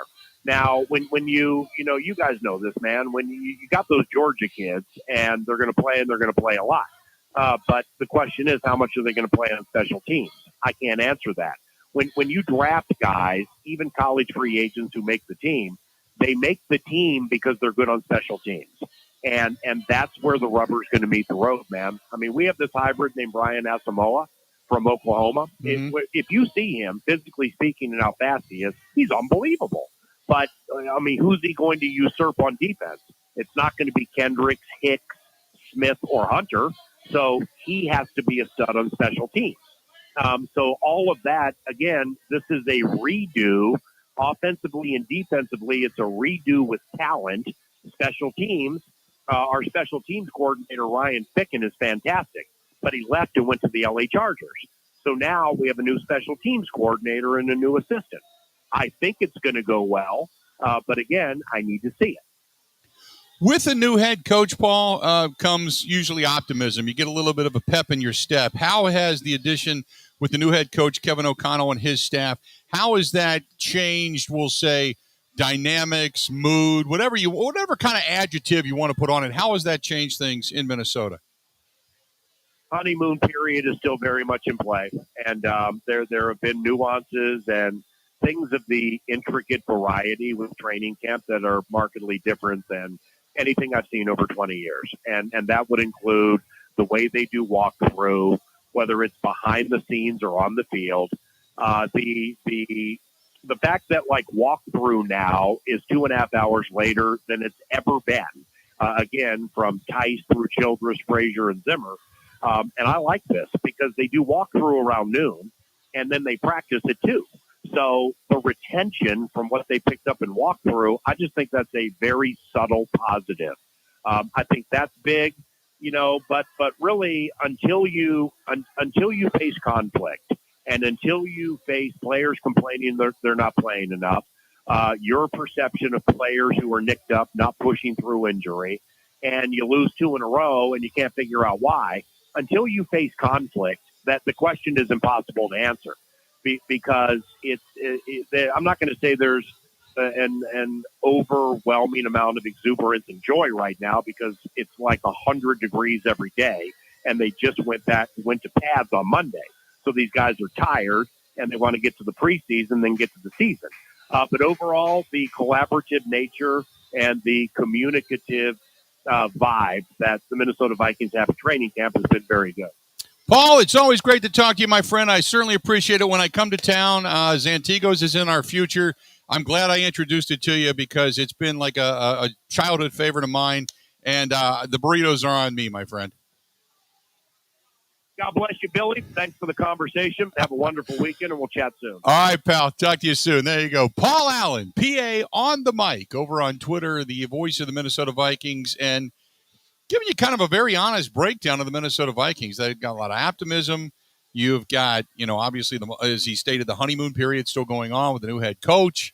So a lot of things that are positive. But, again, we're not talking about anybody that's ever, even suited up game-wise yet. Everybody's 0-0 right now. So now you're just kind of waiting to see whether or not they're able to put that offensive line together. Their defense holds tight because they have weapons. They got a quarterback that can deliver the football. He hasn't won consistently in the postseason. They've got decent special teams and a head coach that's given them a different vibe. Are they a threat? Absolutely, I think they're a threat. I don't think Chicago and Detroit are, but absolutely I think Minnesota is. And we'll see how this all plays out. Game 1 in Minnesota, as he had mentioned, over on September 11th, and we will be there to cover that game. Let's do this. We are broadcasting live. We're at the Wisconsin State Fair. Love this place. We're inside the Budweiser Pavilion in the Goose Island Ale House. This portion of the program brought to you by our good friends over there at Quick Trip. And a buddy of mine came in a little while ago and said, hey, I heard you talking about Quick Trip. And he stops there all the time and tells me about all the different stuff. But that being said, I told him, I said, Worthington, Minnesota is going to be our last stop out of town when we talk about Quick Trip, because that's where the last one is as we head to Sturgis, South Dakota. So looking forward to it. Going to be using Quick Trip, and Quick Trip is the official powering sponsor of the Big Unit Cruiser that we are also going to be taking out there this coming, tomorrow, as a matter of fact. I'll be leaving tomorrow, right after the program. But I highly recommend using your Quick Rewards card. And every now and then something comes back, like a free cheeseburger, free hamburger, whatever it happens to be. Plus, it earns you some really great things in the store as well. So make sure you stop and use our friends from Quick Trip. Let's do this. We're going to step away, take a quick break. Broadcasting live at the Wisconsin State Fair. We'll be back right after this. Ready? This is the Bill Michaels Show on the Wisconsin Sports Zone Radio Network. Wisconsin isn't snobby, snooty, or pretentious. It's Midwestern charm at its finest. And that's exactly what Forgotten Fire Winery in Peshtigo is all about. Fun in a bottle without the attitude. You can find their full wine and cider lineup in their tasting room or in liquor and grocery stores throughout the state. The winery is a great place to get away for wine and cider tastings, great live music, and private events all year long. Remember, any time is a great time for Forgotten Fire wines and ciders. Wisconsin wine made from Wisconsin people.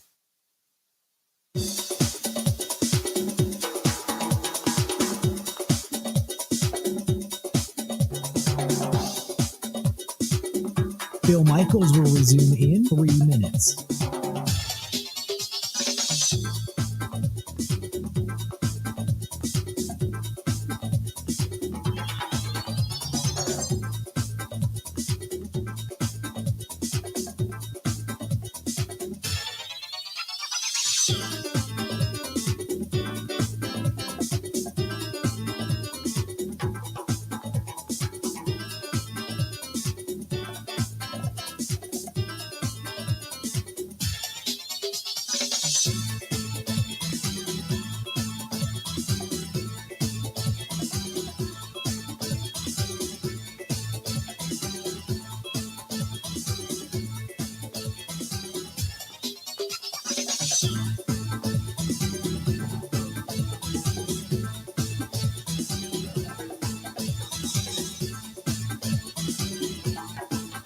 Bill Michaels will resume in 2 minutes.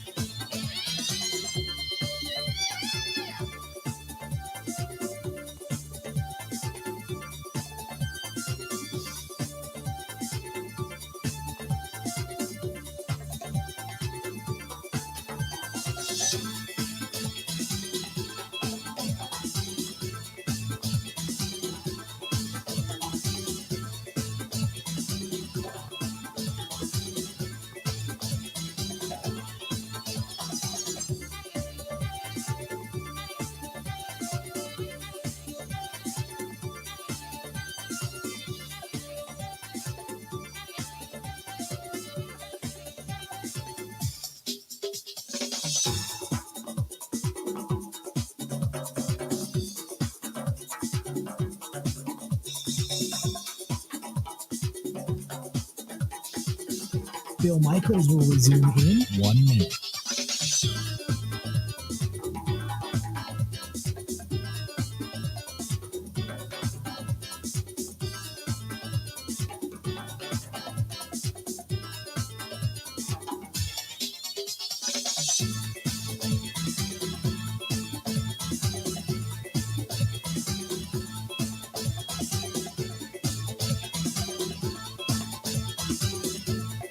Bill Michaels will resume in 30 seconds.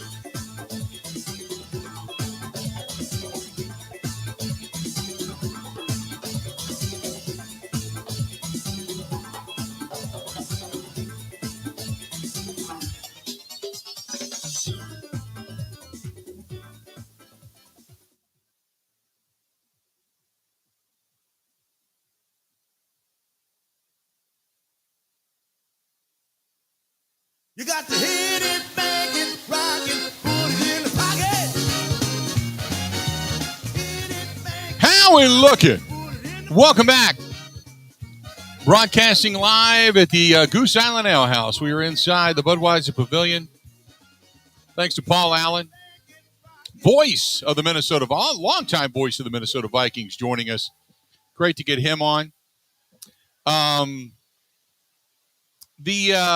A couple of things. First of all, Brewers winning right now as I'm sitting here watching the game, top of the sixth. Andrew McCutchen just took a walk, and the Brewers are up 3-1. So hopefully they hang on and salvage a game out of this series. Who's going to blow it today? Should we put bets in? Oh, well, the positivity of one Ben Kenny dripping through the microphone. So are you positive they're going to blow it today? I don't know if I want to say this being completely serious, so I guess I'm 60% serious here. Season's over. Oh, my God. By the way, Colton Wong dropping down a sacrifice bunt, rolled foul, but the fact that they attempted it, like it. Season's over. Like it. They're bunting now. They've been listening to this program quite a bit. I will say this, Ben. The reaction to what's gone on with the Milwaukee Brewers, if you just take a poll from here at the Wisconsin State Fair, my God, are people pissed. It's not even like, I'll wait and see how this works out, or, none of that. This is like, I had one guy come up and throw his hands like on the glass in front of me and go, to hell with them. They're not playing to win. To hell with them. And wow. It's not even like, we'll wait and see. I hope this works out. None of that. It's just to hell with them, So interesting stuff that fans are really pissed off by what's gone on regarding the Milwaukee Brewers. Now, my question is, does this affect the gate? Does it affect, once the Packers start, we always said, look, for a long time in this state, it was just let the Brewers be relevant until the Packers start up and then go from there. Now, this is a thought at a team with legitimate postseason hopes. They've done it 4 straight years. It's been consistent. And as a friend of mine last night said, if they were being a Reds fan, he said, look, we'd love to beat you. At least you've got, talent you've brought up. You've seen come to the forefront. You got pitching. You got some decent bats. They went for it once. It didn't work out, and it's been a jettison fire sale ever since. And they are basically, short of Joey Votto, putting out a minor league team right now in Cincinnati. Whereas the Brewers are relevant. They put their money where their mouth was with Christian Yelich, which it hasn't worked out to the power numbers, but nevertheless, they put their money where their mouth was there. They've cultivated some good talent in the minor league system. They brought it up via the pitching staff. Where they've needed pieces, they've filled in admirably, and they haven't done it stupidly with bad money. So, you've had a couple of failures. You're going to have that. We all know that. Players don't work out. But they would love to be the Brewers, where the Brewers fans are like, look, and I agree with them, getting to the postseason is great. Anything can happen, but damn it, let's go for it. Let's do something. Let's add to this, and again, I know you got to do it within a budget, but how much do you think this will affect the gate down the stretch? I don't think it affects the gate. If the Brewers get a win today and they come back home and then they start to face, some decent teams in the division, okay, where you start to see a little bit of travel maybe. And then 2, when you start to think about the possibility of winning the division. As the second half rolls on, you got the Dodgers coming to town and Tampa Bay and St. Louis. Tampa Bay is the next, Cincinnati this weekend. Since the Cincinnati fans could give 2 blanks about that team. So nobody from Cincinnati really, I think, is coming to Milwaukee unless they're coming for the Wisconsin State Fair as well, and they're just happen to be in here this weekend. Tampa Bay travels nobody. So that means St. Louis, who travels well, and it's a big series between these 2 franchises, you would assume St. Louis fans are going to be here. Dodgers fans, there's always the big glitz and glam of L.A., so you're going to get some. Cubs fans after that at some point. Pittsburgh doesn't travel anybody. And then after that, you got San Francisco, no. Cincinnati, no. The Yankees, that series and the Mets, that'll be a big deal at American Family Field before you get St. Louis. And then you get 4 against Miami and 3 against Arizona to round out the season. Now, if the Brewers aren't winning or at least in real contention and not only win the division but get deep into the postseason, or you think that they're going to, and play really good baseball, that Miami and Arizona series might be a snoozer. So how much does this affect the gate? I think they're going to make a lot up with the Yankees series, the Mets series. They've got what? They've got, I think, 5 games still against St. Louis at American Family Field before the season ends. St. Louis fans are going to travel well. Cubs fans, as we all know, travel well, although most of them have given up on anything at this point other than just to come to the game to irritate the hell out of Brewers fans. The Dodgers fans will show up. Beyond that, who's coming to the game? So how much will that affect the gate if the Brewers aren't consistently winning and if there's this bad pall right now cast over the organization? Brian says, dang right it's going to affect the gate. Have tickets to one more game and don't plan on buying any more. All sites are on my Packers right now and going for it with Rodgers. This is from Jesse, who says, if they think they're getting my money after cutting costs with Hader, you've got another thing coming. I don't care how much this team wins. This is from Penny, who says, usually take my kids to a couple of games before they go back to school. Not going to happen. When they got rid of Josh, they got rid of my fandom. You know what, Penny, though? If you're a Brewers fan, you're a Brewers fan, unless you're just a Josh Hader fan. You'll end up coming back. I can't imagine anybody in this market that's a Brewers fan turning down, say, postseason tickets. I don't think it's going to be empty. Unless the Brewers absolutely positively limp into the postseason or back into the postseason. So I don't think it's going to be empty. So anyway, 877-867-1670. If you want to hit us up, feel free to go ahead and do so. Again, 877-867-1670. And last but not least, this is from our friend Steve, who says, hey, did you see Jackie Bradley Jr. DFA by the Red Sox? Great trade by David Stearns. We talked about that a little bit earlier. And Steve, you're right. That trade turned out extremely well. Extremely well. In the meantime, if it hadn't already become quite apparent over the last 6 weeks, as Dylan Carlson was scurrying back for catches near the wall and such for the Cardinals organization, the thought seemed more and more likely that Carlson played while replacing an injured 2021 Gold Glover Harrison Bader throughout June and July. Became more reality last weekend when he was told directly by team president of baseball operations he would not be traded. They hung on to him. They didn't get Juan Soto. You've got all of this questionable stuff going on down in St. Louis right now, as they're not quite, because they thought they were going to get Soto. They thought they were in on all of that. They were looking for the blockbuster deal, and they didn't get what they wanted. They still made a couple of moves, yeah, but they didn't get what they wanted. And the Cardinals are feeling like that franchise did not go all in, like they didn't do enough. They didn't do enough to get past the Brewers.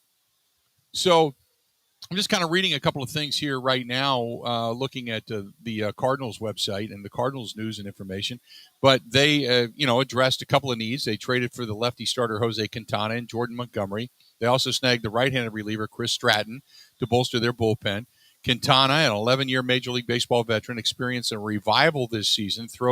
And by the way, he's throwing an improved changeup, which we all know, but he's been a Brewer killer. So they feel they got better with arms, but they're still like the Brewers. They could have used another bat, and they didn't get it. So two teams kind of sitting in the same position. Now it's the stretch run and the race to the finish. Stay tuned. We got a lot more of the Bill Michaels Show coming up to you live from the Wisconsin State Fair right after this. This is the Bill Michaels Show on the Wisconsin Sports Zone Radio Network.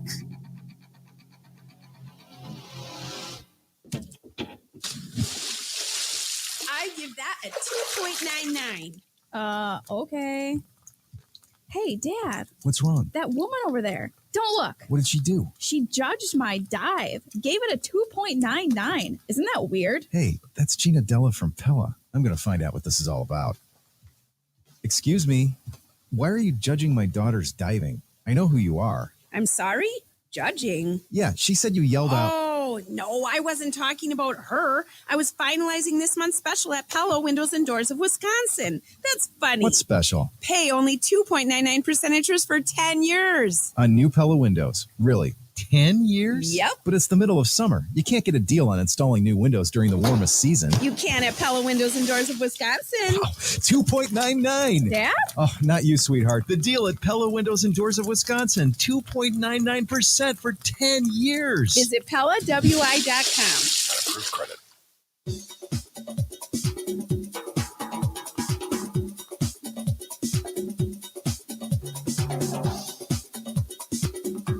Bill Michaels will resume in 5 minutes.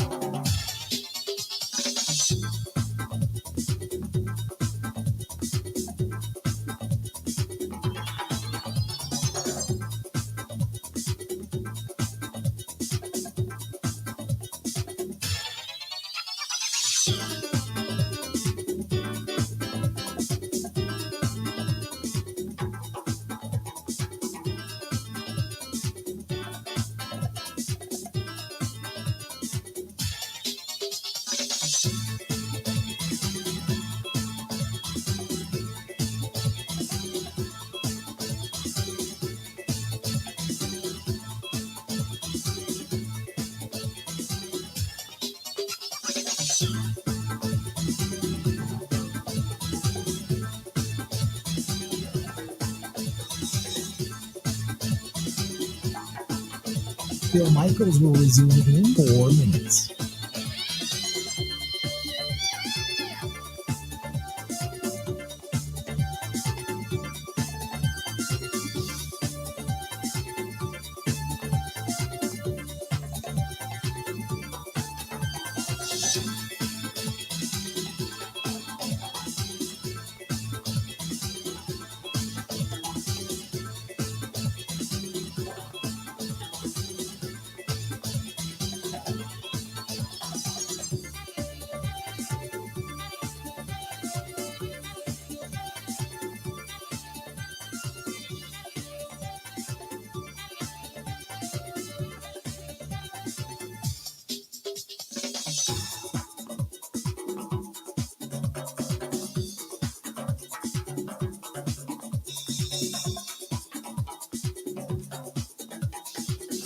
Bill Michaels will resume in 3 minutes.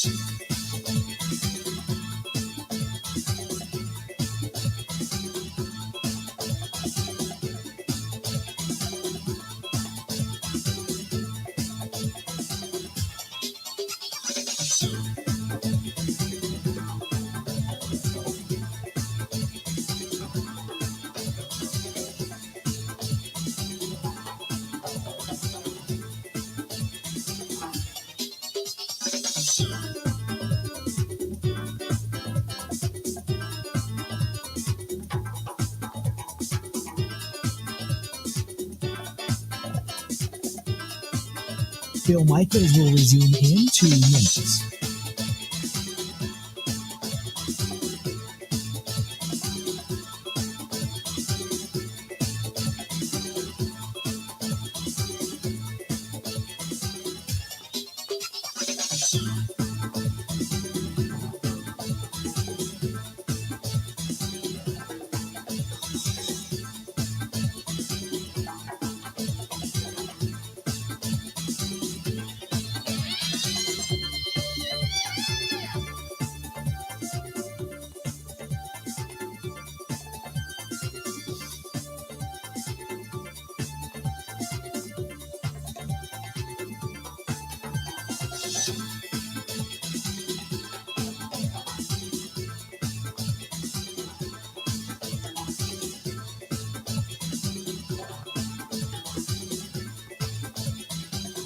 Bill Michaels will resume in 1 minute.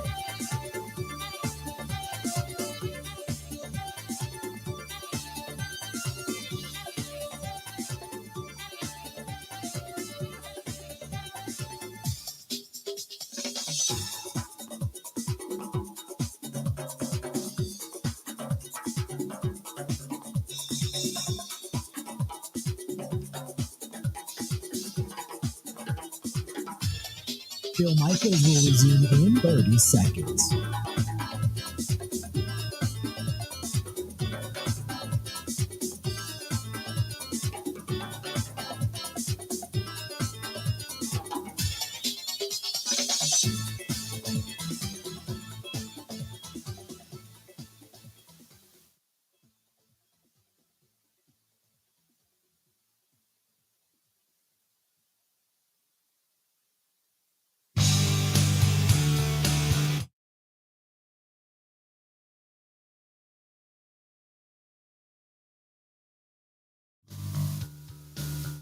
Welcome back to the program. We are glad you're here. Thanks for listening.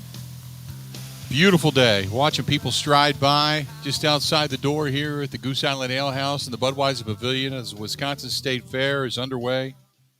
Awesome, awesome stuff. Hey, two things. I just had a gentleman come up to me and ask me one of the weirdest questions I've ever been asked. I'll tell you what it is just coming up here in a moment, and I'll see how you would answer it. But today you got the Live Tour. Some of the players on the Live Tour. Ben, I know you're the Live Tour follower as to the saga that is. But these guys, Phil Mickelson, Bryson DeChambeau, other golfers, they are now suing the PGA, filing an antitrust lawsuit against the PGA Tour. In addition, they're seeking a temporary restraining order from a federal judge that would allow them to compete in the upcoming FedEx Cup playoffs. Now, the reason being is that when you have points in the FedEx Cup, it means money.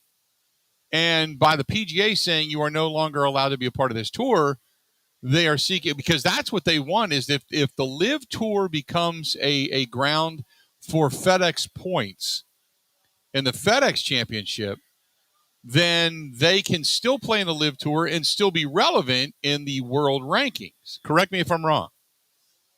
Yeah, pretty much. They want the Live Tour to be first to get world ranking points so they can actually play in majors and still play the Live. But they also want, whenever they want to go play the PGA Tour as well. Correct. So it's kind of hilarious. They're all suing the PGA Tour. What's the one thing they all said when they signed with Live? Oh, we get to play less. It's beautiful. All this family time. So now, not only will the Live soon be going to 20 or 17 events during the year, now we're going to sue the PGA so we could play more golf. Doesn't make much sense. Right. I find this somewhat, I don't want to say comical, but it's almost like they know that this is not going to be a long-term thing, so they're trying to hang on to some semblance that is the PGA. I know they want to make the Live Tour part of the FedEx Cup, or the FedEx Cup points translate or transfer to them as well. But I find it so interesting that this is what they're trying to do. So anyway, comical is a good word. Yeah, I do find it somewhat comical that they're trying to hang on to all of this. Someone has to tell Bryson DeChambeau to shut up and just stop doing public appearances. He was on a news show the other night, and he tried to equate his situation with being a customer at a pizza shop, and then a better pizza shop opens, but you still want to go to the old one too. Yeah. But the new pizza shop pays you more. Trying to equate being a customer to the PGA Tour. Yeah. I don't know. They just all look so dumb. Bryson DeChambeau, I get what he's trying to say, but he's not, it's not a Mensa meeting whenever he shows up. Just saying. Throwing it out there. Here's the question. So I'm sitting here during the commercial break, and a guy comes up and says, hi, good to see you. They listen every day. They're out in La Crosse. Which, by the way, was cool because he said he really enjoys Buzzard Billy's. And I'm like, hey, sponsor, good to go. Thank you very much. He says, okay, question for you. And I said, okay, shoot. And I'm thinking it's going to be, will they get Lamet back? What's going on with Josh Hader? What can he, if he becomes a free agent, can the Brewers bring him back? I'm thinking all this different stuff that's been asked to me. And he says to me, if you were about to die today, what would you say? What would your last words be? What would you say? Man. I'm like, what? Now, I'm thinking to myself, oh, my God, this guy's going to kill me, But he just kind of smiled and walked away. It's an old Johnny Carson thing. So I'm sitting here thinking, that's the question. If you knew you were about to expire, what would your last words be? Do you even know? Wow. I don't know. I don't know either. I think it haven't would thought depend about on the it. circumstance. Yeah. You know? I think first and foremost, it would depend on whether the Brewers make the playoffs. Like if they completely collapse in the last couple months and I'm going to die before the playoffs start, I'd probably toss its obscenities towards Mark Atanasio and David Stearns. But if all goes according to plan and they make the playoffs to then lose in the first round, I probably won't be as mad. So I haven't thought about it. Yeah. And maybe that's a good thing. I mean, I don't know. My first thought, I got to be honest with you, my first thought was Ebo. And his words would be, I didn't realize it was that much weight, with his workout regimen. I beat myself. Yeah, I there couldn't you help go. it. There you go. I have no idea. If you were about to die, what would your last words be? What would be the last thing you'd say? He stumped me. I looked at him. I went, no idea. I guess it would depend on the circumstance, I got to go take something. It would be, holy crap, didn't see that coming. I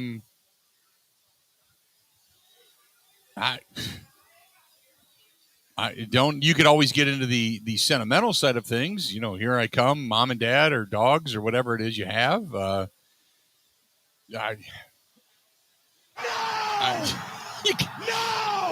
didn't realize if you stuck something in there, it would kill me. I don't know. So I don't know. I have to think about that. Bite me. Scott says, "Hold my beer. Watch this." Yeah, Matthew, how we looking? You'd be right. How we looking? That'd be one direction to go. I agree. I don't know. That's a great question. Then again, maybe it depends if it's a slow death or a fast death, I guess. If it's don't shoot. I don't know. It's a fantastic question though. Made me think. It's called 90th birthday. There you go. 90th birthday. Thank you, Mike. Awesome stuff. This funeral brought to you by, right? Yeah. First, a message from our friends at Quick Trip. Right? Do you want to avoid dying like this? Go to New Mail Medical. New Mail couldn't help this. That would be my T-shirt. I can't believe I died before I spent my quick rewards. Yes. Because I'm dying, I never have to pay any interest for Pella Window. There you go. That's it. Or you could just say, my wake brought to you by Bud Light, the official beer sponsor of my death. I don't know. That's a great question, though. That completely threw me off. So when you talk to somebody today, wherever you go, ask them the question: if you were about to die, what would your last words be? And see if they have something really good and really witty to come up with. Got to think about it. That's weird. Yeah, it was. And I remember there was I can't remember who said it. Go back years and years. This is an old reference, but W.C. Fields, from years gone by. He was very devout when it came to anti-religion. And the story goes that he was on his deathbed, and one of his friends walked in, and he's reading the Bible. And he had spoken out against the belief of gods and such all throughout his life. But he wanted the just in case scenario. And so when his friend walked in, he said, "Look, WC, you've never read the Bible. You don't even believe in God. Why in the world are you reading this now?" And he said, "Just in case, I want to see if I could find a loophole." So, that, which is incredibly witty, but I don't even know what the hell I would say. I started looking up last quotes. So I don't know. Anyway, I digress. We are broadcasting live. We're here at the Wisconsin State Fair. thanks to all of our great friends out here for helping us along and bringing us in, getting us out of here. Our staff and management over here at the Budweiser Pavilion, the Goose Island Ale House. Going to step away, take a quick break, and come back. Don't forget, we've got a lot of great stuff coming up the remainder of the month as well. The motorcycle ride coming up Sunday, September 4th. Can't say thanks enough to our friends at Wisconsin Harley-Davidson, Potawatomi Hotel Casino, Bud Light, MKE Brewing, which is where it starts. Also, our friends at Growth Law, Groth, Growth Law. Go to growthlaw.com. Our friends at Buzzard Billy's out there in La Crosse, Wisconsin. Great Lakes Dragaway, and our friends, our newest friends at Kane and Kane Jewelers. They are in West Bend. Not only do they teach guys how to buy, but also they support veterans as well. So thanks to Andy Kane and his staff. They're just great people out there. Not to mention the home of the Hearts on Fire Diamond. Beautiful diamonds, beautiful showroom. And whether it's just walking in and looking around or setting up an appointment, they want to take the time to make sure that you are getting what you're paying for. That's our friends at Kane and Kane Jewelers as well. Stay tuned. We wrap it up. Coming up next on The Bill Michaels Show. Covering Wisconsin sports like a blanket. This is The Bill Michaels Show on the Wisconsin Sports Zone Radio Network. The Mountain Dew Pull Tab Game is your chance to win an adventure-ready Winnebago Revel from Quick Trip. Go off-road and off-grid with a fully equipped Winnebago Revel by playing in your Quick Rewards app. Earn extra plays by purchasing participating Mountain Dew Energy, Bubbler, Muscle Milk, or Evolve beverages with Quick Rewards. Adventure begins where the pavement ends with Quick Trip and Mountain Dew. Download the Quick Rewards app today. No purchase necessary. See quicktrip.com/sweepstakes for details. If you're in or near Humber, Wisconsin, check out a family success story with a good old-fashioned farm store. Go to ScholzeFamilyBeef.com. That's ScholzeFamilyBeef.com.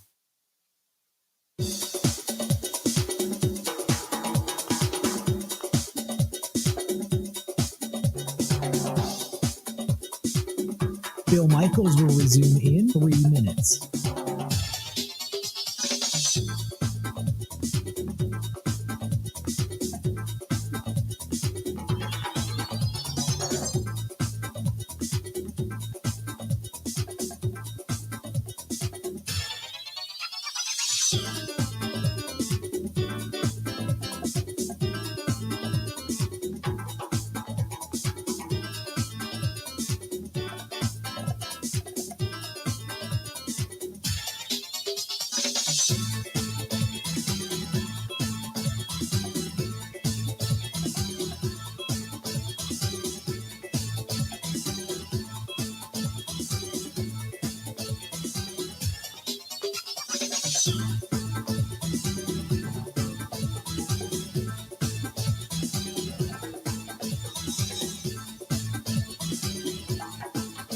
Bill Michaels will resume in 2 minutes.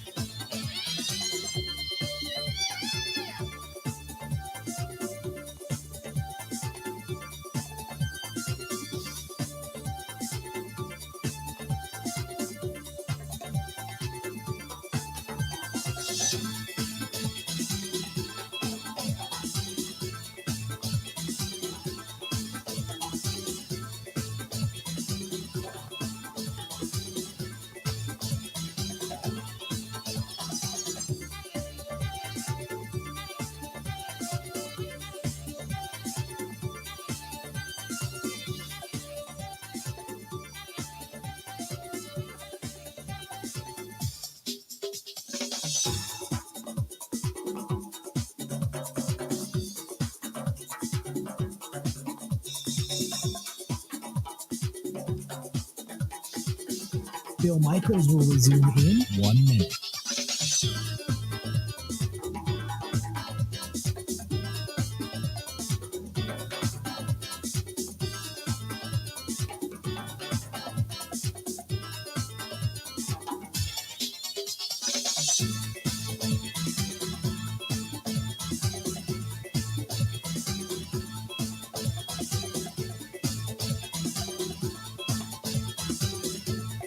Bill Michaels will resume in 30 seconds.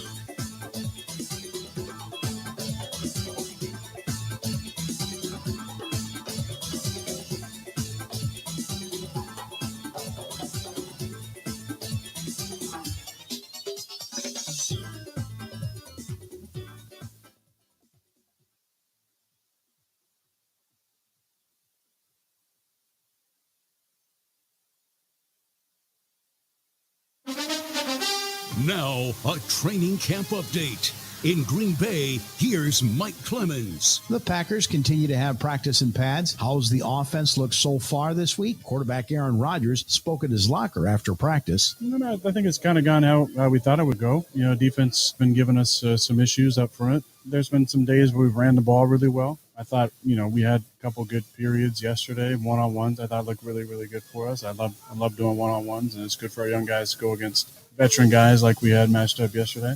Red zone drills, usually favor the defense early in camp. I don't think we're doing a great job in some of the protection pickups, but the best part is there's a lot of film to correct. Coaches love that. Packers general manager Brian Gutekunst. We're 6 practices in. What this team's going to be as we move forward is, we got a lot of work to do. On paper, I think there's reason to be excited, and I like the way the guys are working. But we got a long way to get to that first game, and we're going to need some luck, to kind of stay healthy and get to where we need to be. But I do think you want to try to have a team that can win in multiple ways, right? Whether it's offense, defense, special teams, and I think this team has the potential to do that. And former coach Mike Holmgren discussed why he thinks former Packers safety Leroy Butler will finally be inducted into the Pro Football Hall of Fame this weekend in Canton. Well, he's a leader, obviously. Aside from being a great football player, a very talented man, he was a leader. And I don't think he didn't strike me as a tremendously vocal guy running around doing everything, but he was a leader when he had to be vocally. And then also his example on the field. I'm sure he had his bumps and bruises just like everyone else, but he's a tough guy. And then, of course, when he jumped into the stands that first time, it kind of set the tone for years and years and years to come. That's Mike Holmgren. In Green Bay, I'm Mike Clemens on The Bill Michaels Show.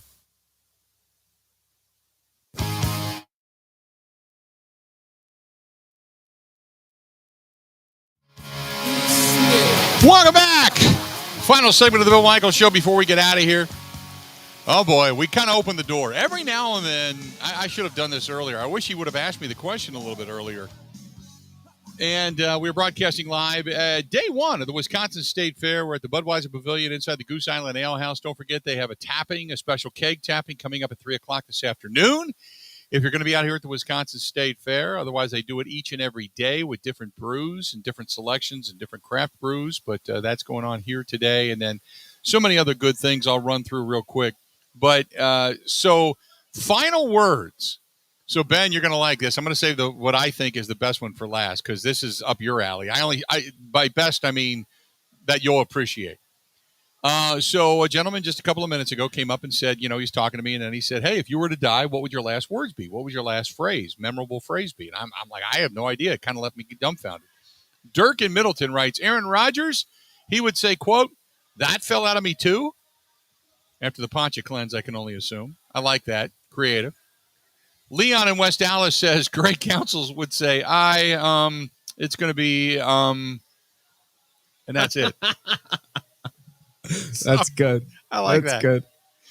Brandon in Mount Orab says, Mark Attanasio would say, we wanted a World Series, but thanks for the money. There's a shot. Here's the last one.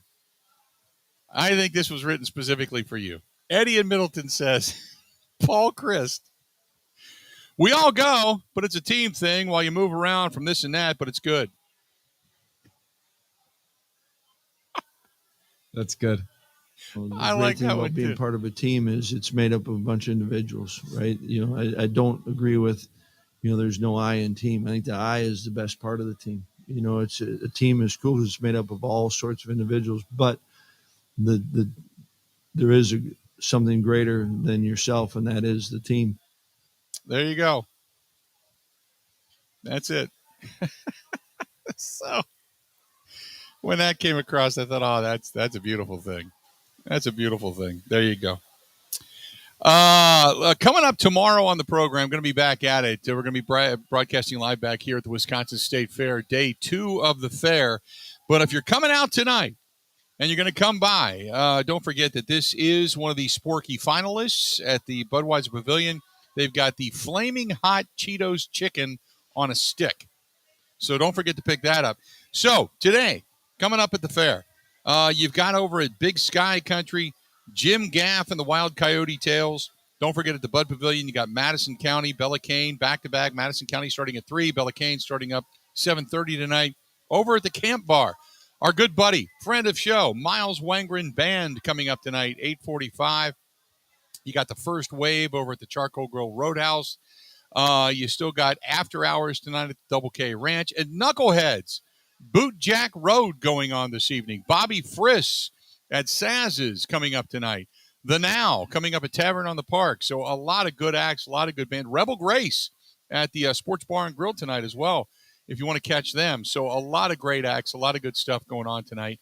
And on the main stage, Jamie Johnson this evening. And by the way, on the Bank 5-9 stage tonight, it's boy band night. Whatever the hell that means, but it's boy band night tonight. So isn't that right up your alley? No, Bill is not staying for boy band night. Tomorrow night, you got Kansas with Asia. Asia's here tomorrow night. Kansas and Asia. That's not a bad double bill. I will not be here for it, unfortunately, but that's not a bad double bill. So that's taking place tomorrow here as well at the Wisconsin State Fair. Then you've got Jeff Dunham, which is the Mass Humanity of Puppetry, coming up on Saturday.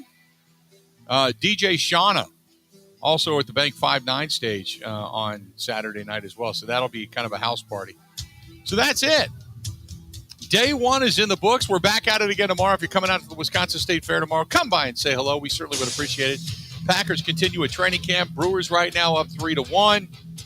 And whatever else happens in the world of sports, we're going to be talking about tomorrow as well. By the way, final hour of the show tomorrow, Mike Clemens live in Green Bay, Georgia, the entire time. So until then, time for us to go. Have a good one. See ya.